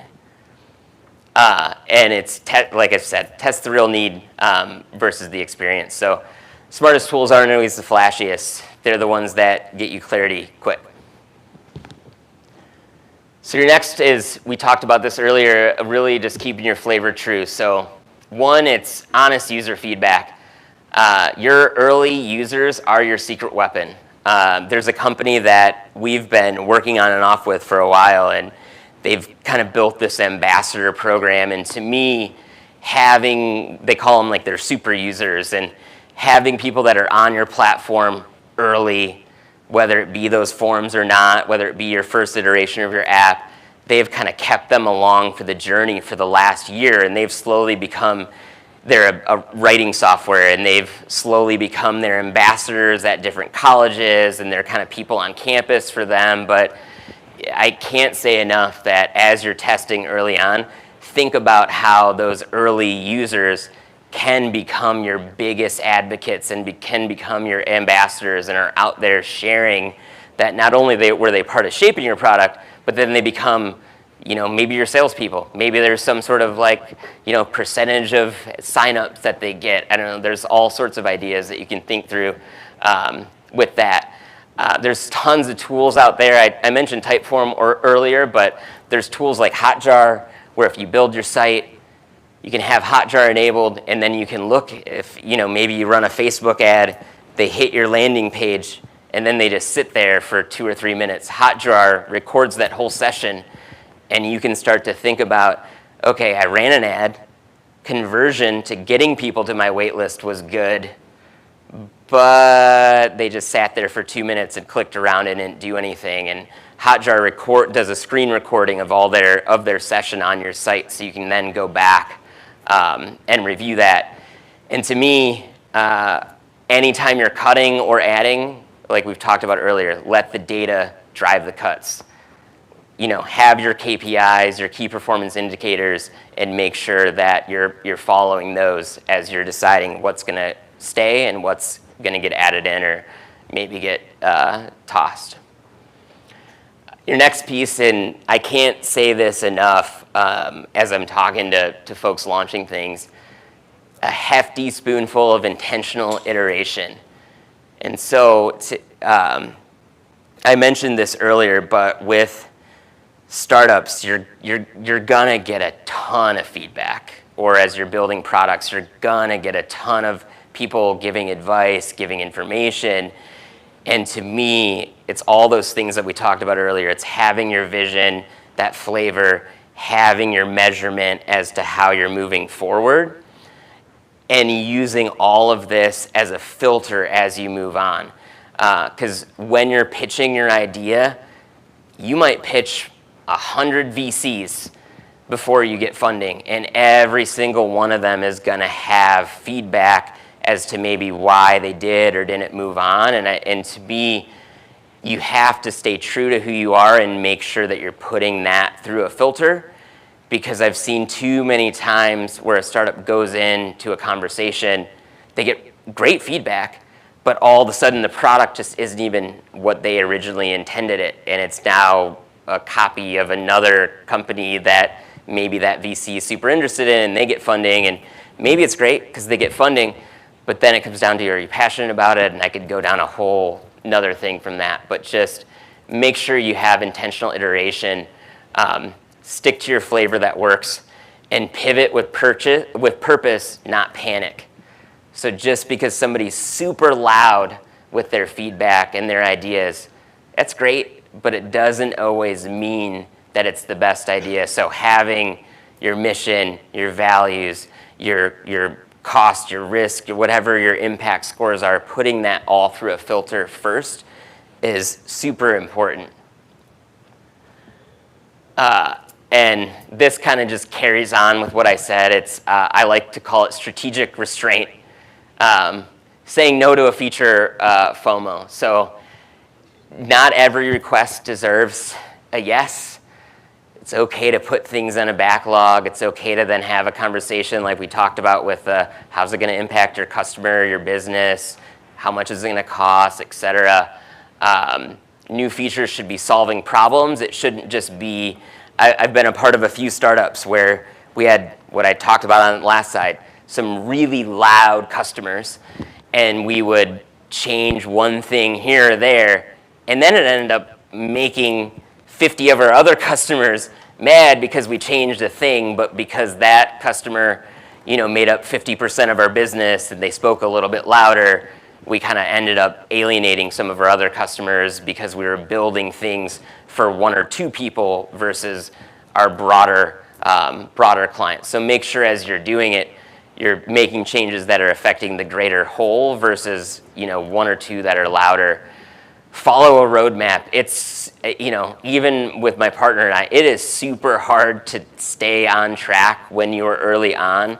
But if you're building a product, setting some sort of roadmap as to here's what I want to do in the first 3 months, 6 months, 9 months, and making sure that if you're tweaking something, you're going back to that and making sure it makes sense is super important. And then just keep refining it until it clicks. Your MFP should grow, not drift, and keep your flavor clear and your changes meaningful. So your last piece here is just going to be kind of our recap, bringing it all together. So speed to market, how you spend smarter, and how you build for sustainable growth. And so we talked about it a bunch, so this is going to be our recap here. Done today is better than perfect tomorrow. Getting something out fast, getting feedback, getting real people, testing something, whether that be with the Google Sheets or something quick you whipped up in Bubble or Webflow, or maybe even you wrote a quick React app yourself fast. Getting something out there and just having people test it and use it, and it's not polished, is way better. And to be honest with you, the more and more the younger generation that maybe are going to be your consumers, honestly, that super polished AI-driven images and text is scaring folks away. So to be honest with you, having a little bit of that unpolished, a little bit of that it looks like a human built it, might actually help you early on, especially with the younger demographic that's coming up that has a very high sense to when stuff was driven by AI. Beta now and shine later. Roll out to a small trusted group. I would definitely advise that as you're testing, you're always going to have like friends and family in it. There's a startup I'm working with right now that left a few spots for friends and family that they're testing. But then for the other 15 users, they're like purposely going out and trying to find people that their app would have a big impact on. It's good to have those smart friends, but a lot of times your smart friends and trusted advisors maybe are going to tell you what you want to hear versus what you need to hear. And your key performance indicators are your kitchen timer. Without having clear metrics as to what you're going after, whether that be how many users you want on your platform, how many people you're converting to X, Y, Z. I talked to a startup earlier and it was great. I was like, what are you guys going after with all of the marketing that you're doing? And they're like, we want 25,000 users on the wait list and we want 500 employers on the business side. And that is all they're going after. So everything that they're doing as a company, as they're tweaking the app, as they're tweaking the website, as they're tweaking their marketing, is all around, we need 25,000 people on the wait list on the user side, and we need 500 employers that might hire those users on the employer side. And that is their true north. That's all they're focused on. And if something doesn't go into that, they usually just scrap it or add it to the back burner. Smarter spending. So like I mentioned, I know a lot of us in the room write code, but low code equals high ROI. So you can quickly spin something up with Bubble or Webflow or some of the other low code sites out there. Doesn't mean that's even what you use after the first few times that you pitch it, but it gives you a quick way to build something that looks great. Investing where it counts. So maybe in the past, I like to share the story, you got 25 grand from yourself or friends and family to build an app, and a lot of times, I think majority of that would go into just building the app. Maybe now with Bubble, you can do it yourself or with a low-code developer that is pretty cost-effective, and then you can don't get rid of that money, spend that money on marketing and sales and getting your product out there and your brand in front of folks. Because to me, I think we're in this like whiplash stage where we spent a lot of time on the computer, and now we're that's why I shared earlier, we're doing events and stuff again. And I think anytime you can have marketing where you're able to like get in front of people, whether it be speaking at events or conferences or having a booth somewhere, I think more and more that human connection is coming back around. So if you can save money on code and buy a booth at an event that's meaningful to your company, it might be the better way to go. And bootstrap with intention. Focus on what you spend, why you're spending it, and make sure that you're feeding learning and loyalty as you're growing.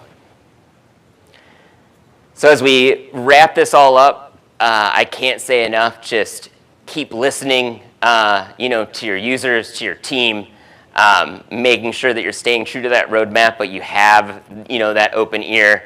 Feel the fire with your early adopters. They are your most valuable players. So as they have feedback, figure out a way to make them your fan club, your ambassadors. They're your folks. One of the stories I always share there, we've all probably watched Social Network at this point, but Facebook strategically went in, picked colleges, got them excited about it, and then had all the other colleges around going, why the hell are we not allowed to be a part of this? And so figuring out ways that you can use those people to be your voice, and know what's next. Have that roadmap.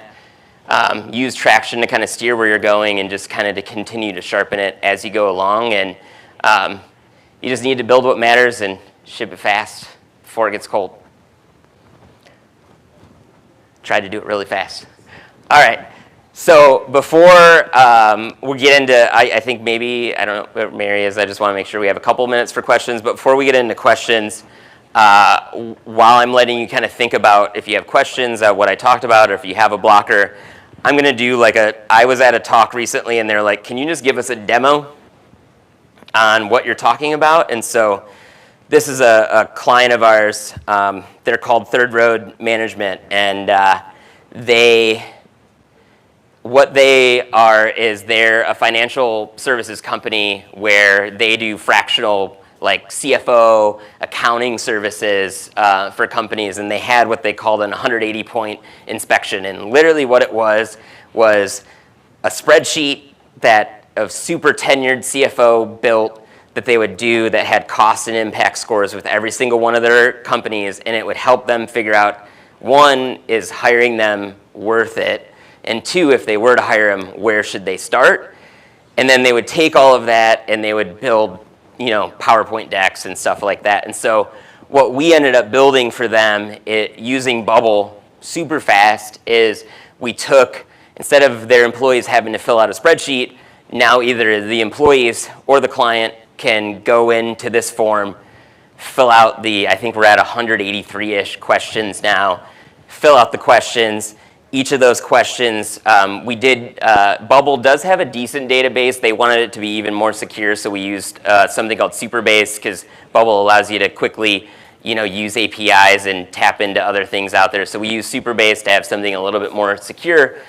All of the data hits there, and then as it hits, Bubble allows you to use edge functions and directly hit APIs like OpenAI. So essentially, we take all the data, it hits the database, it has cost or impact scores, it knows what the expected value is, and if you don't hit the expected value, it sends it over to ChatGPT, and ChatGPT builds the report for you in real time. So essentially, I'll show you, we have this client, Mully's Pharma, that I just have in here, but essentially you just go through and you're gonna answer all of these questions.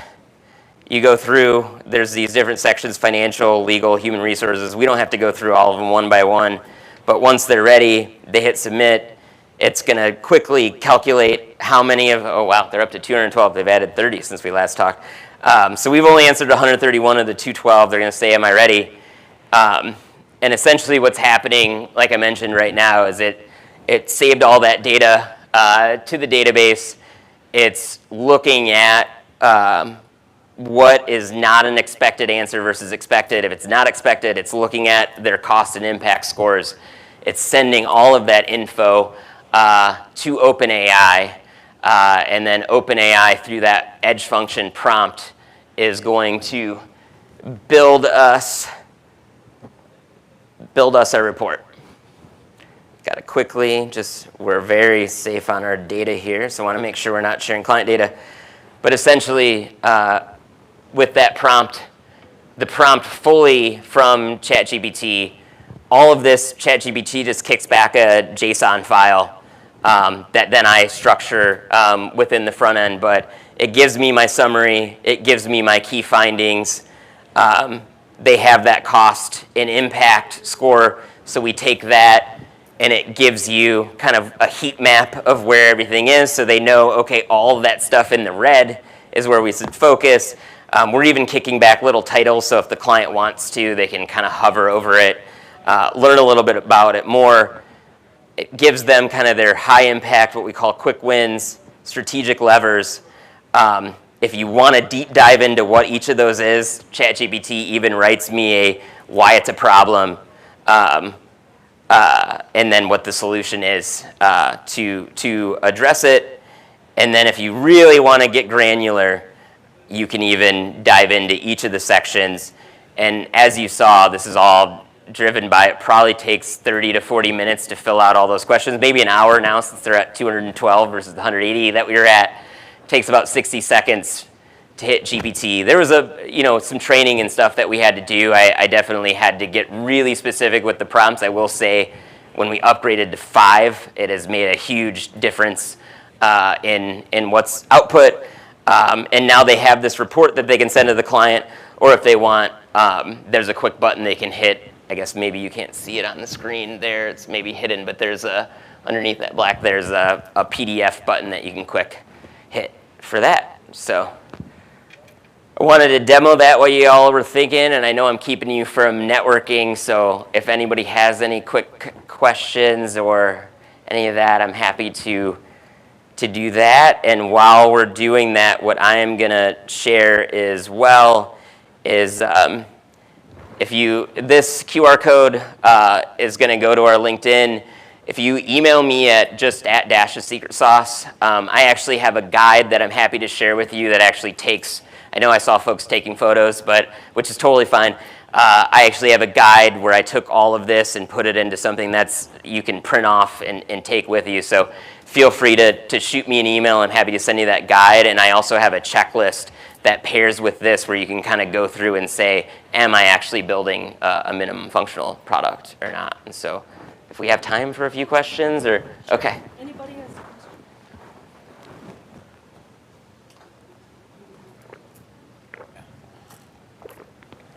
So I know you mentioned working with templates and stuff like that. How you feel like vibe coding can replace those templates, like for example, on like in hackathons or like in actual MVP products? Because I recently hear like a phrase that says like instead of building prototypes, let's build real products with vibe coding. So Yep. how you feel on that? Yeah, no, I would definitely, there's so much out there and things are moving so fast. Definitely, I think that's what I was getting to. Vibe coding, if you want to get a group of developers together and just knock something out, I think is what you're referring to, right? To me, that's the same if you're trying to build something like custom with React and Java or what have you versus using something like Bubble. To me, definitely getting something out there, if there's a relevancy for it, definitely take the time to do it. For me, I'm always going to go back to, though, is there a way to get enough user data before even spending those couple overnighters or whatever it is to build that product? But if building the app is the next thing, so there's a startup that I'm working with right now where we need to build something and we're literally, me and the CTO are in the middle of trying to figure out, is it him and I just knocking something out quick? Are we going to use Bubble? Or the founder wants to use Shopify? But our rule of thumb is it's a pilot for 20 users, so we don't want to spend more than like 2 days of our time on it. And so to us, it's like, how quickly do we build something that gives us enough data, knowing that after the pilot, if it's successful, hopefully we get money and they pay us to build something nicer than what we built on Saturday and Sunday when we had some time. It was a really good Thank talk. you. I have 2 questions, like both the questions would be like kind of related to each other. So first would be, where do you draw the line from getting from MFF, like functional product, to a viable product? Because as you transition to a seed round, they would, what do you have to present? And what's the business logic and everything? Then you have to go with like all the policies and everything. So that's a different thing. But at the same time, how do you think, like, how secure this would be with usage of AI, like models which are not under your control? Like, since we're using ChatGPT or something else, and we're sending someone's data there, in case the company is very small, it's okay, I would still say. But Yeah. how would you draw the line? And like, how would you convince an investor or like a VC to put money and trust into a product that is going to be sustained as the product goes and like, skyrockets at some point? Yeah, no, I would say that there's definitely not a science as to when to jump from MFP to MVP, because like you said, there's definitely worlds like one of the clients I'm working with right now where there's a lot of HIPAA and things like that from being in a medical space. So that's always going to be kind of the industry that you're in. But to me, at least my thought as I'm looking at a minimum functional product versus an MVP, the minimum functional product should be what I'm taking to get like my pre-seed round, essentially. And I should be looking at the folks that are helping me with that pre-seed that are maybe infusing 100K. Like there's a great company in the city called Long Jump that does 100K investments for companies in Chicago. To me, I would be building my MFP or getting all of this data. That way I can then apply to a company like Long Jump that gives me 100K that hopefully then gives you enough to build that MVP where you're following all of kind of whatever parameters need to happen in that industry. But I don't know if that answers it or not. But for me, the MFP is all about how do you collect that user data, maybe start collecting revenue of some sort. To there, when you're going to that first round and you're trying to get pre-seed, or maybe you're trying to get a former colleague to invest 50K or whatever it is, you can go to them and say, I have 50 active users on our platform and here's how often they log in, and et cetera. To me, that's what the MFP does, is it isn't about having 20,000 users and going to them. It's about going to them and saying, hey, I built a thing. I got enough traction by like duct tape and band-aiding this thing together. Now give me some real dollars so I can go build the true MVP with all of those learnings that you did with your MFP. Yeah, thank you. It's a great question. Hello. Yep. Great presentation, by the way. Oh, thank you. I mean, before it used to be a thing where we spend a lot of time in building some products, right? Because of these agents, we can, coding agents or vibe coding, we can build products in few weeks now. Let's say I've already built a first version of my app. So you have packed so much information on how to build a product, all those rules and checkpoints. But after building a first version, how do you think we should market our product, or how to get the first few customers or for the testing? Oh man, I mean that's, that in general, and I don't know, I have my partner in the back of the room there, but for me, that's going to come down to like what your demographic is, and to me, that's going to come with your early on user research. So as you're figuring out the solution or the problem that you're trying to solve, it's thinking about, okay, where are those users going to be, and that can be all over the place. There's a company I chatted with this morning that is having, like I said, decent conversion rate from their TikTok and their Facebook ads, but then when they get on the page, maybe it's not there yet, but the conversion rate's there because they know their market is like 18 to 20-year-olds and they're trying to get them into trades jobs because we need more tradespeople and folks in what old school folks would call blue collar jobs. And so to me, it's kind of knowing where your market is and kind of where it's best to meet them. Another one of the startups that we're working with, they're creative writing, and how they've started is they started a Facebook group and had creative writers across the states get in this Facebook group, and they're giving them access to the tool, and they now have 225,000 people in this creative writing group, but that was where that group was. And so I think it's doing the research and figuring out like where is it best for your audience and where best to meet them. And I know that's probably not like a straight line answer, because honestly it just varies. It really does vary based on product and just kind of doing that research on where the people are. But I can definitely tell you early on, the more, especially as you're originally marketing your product, the more you're going to meetups and events and having a booth or what have you, the more you're getting your face and your logo in front of people. There's one of the folks I learned that from, I was one of the original folks working at Geek Squad, and the founder of Geek Squad didn't have a big budget when he started, and he was like, well, I just have to figure out how to get my logo on everything. And so it started off really early on, but he had a Geek Squad car that had the Geek Squad logo on it. I think now most of us know a Geek Squad car, although they moved away from the Beetle.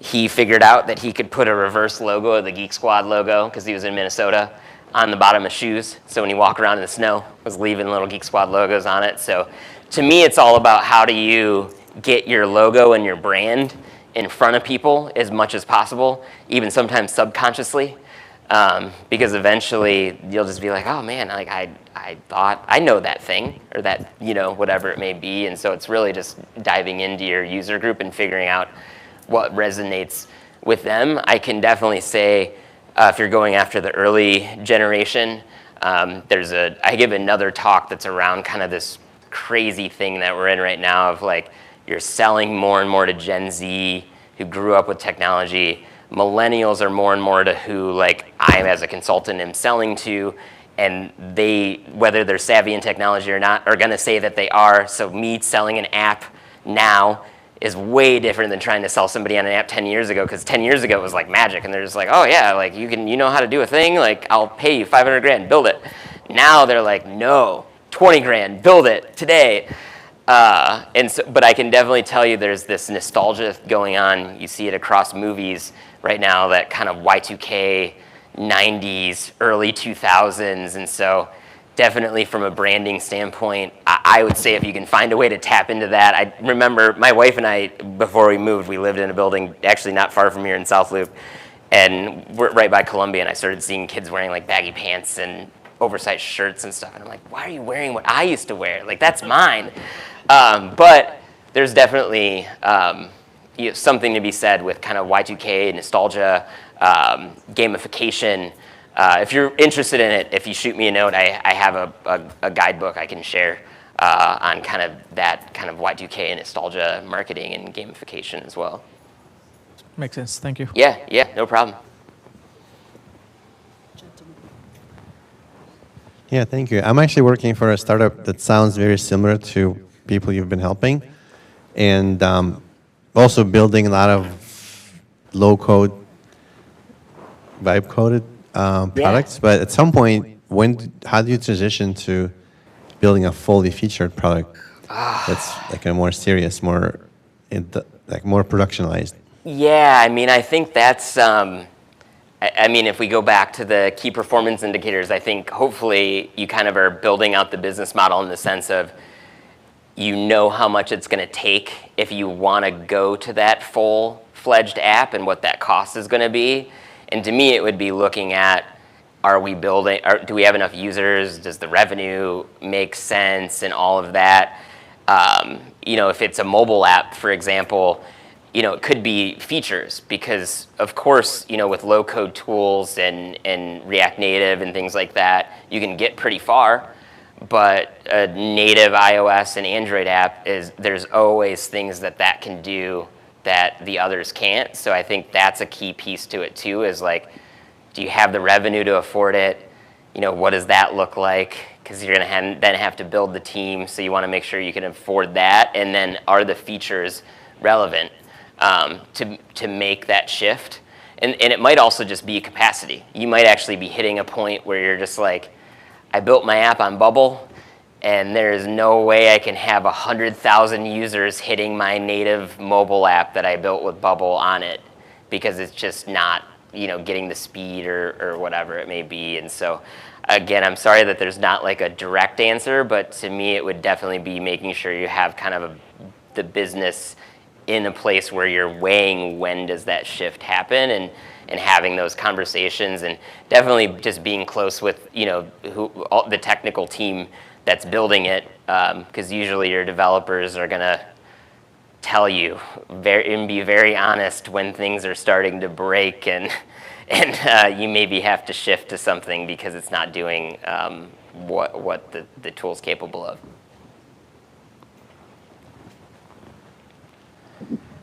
Guess anyone else have questions? Or if not, great if you can be here for a little bit and answer questions, right? Yeah. Okay, so I think then this comes to the end of this tonight's meetup. And I wanted to thank you again. Thank you so much. Thank you again, Greg. Thank you, Jennifer.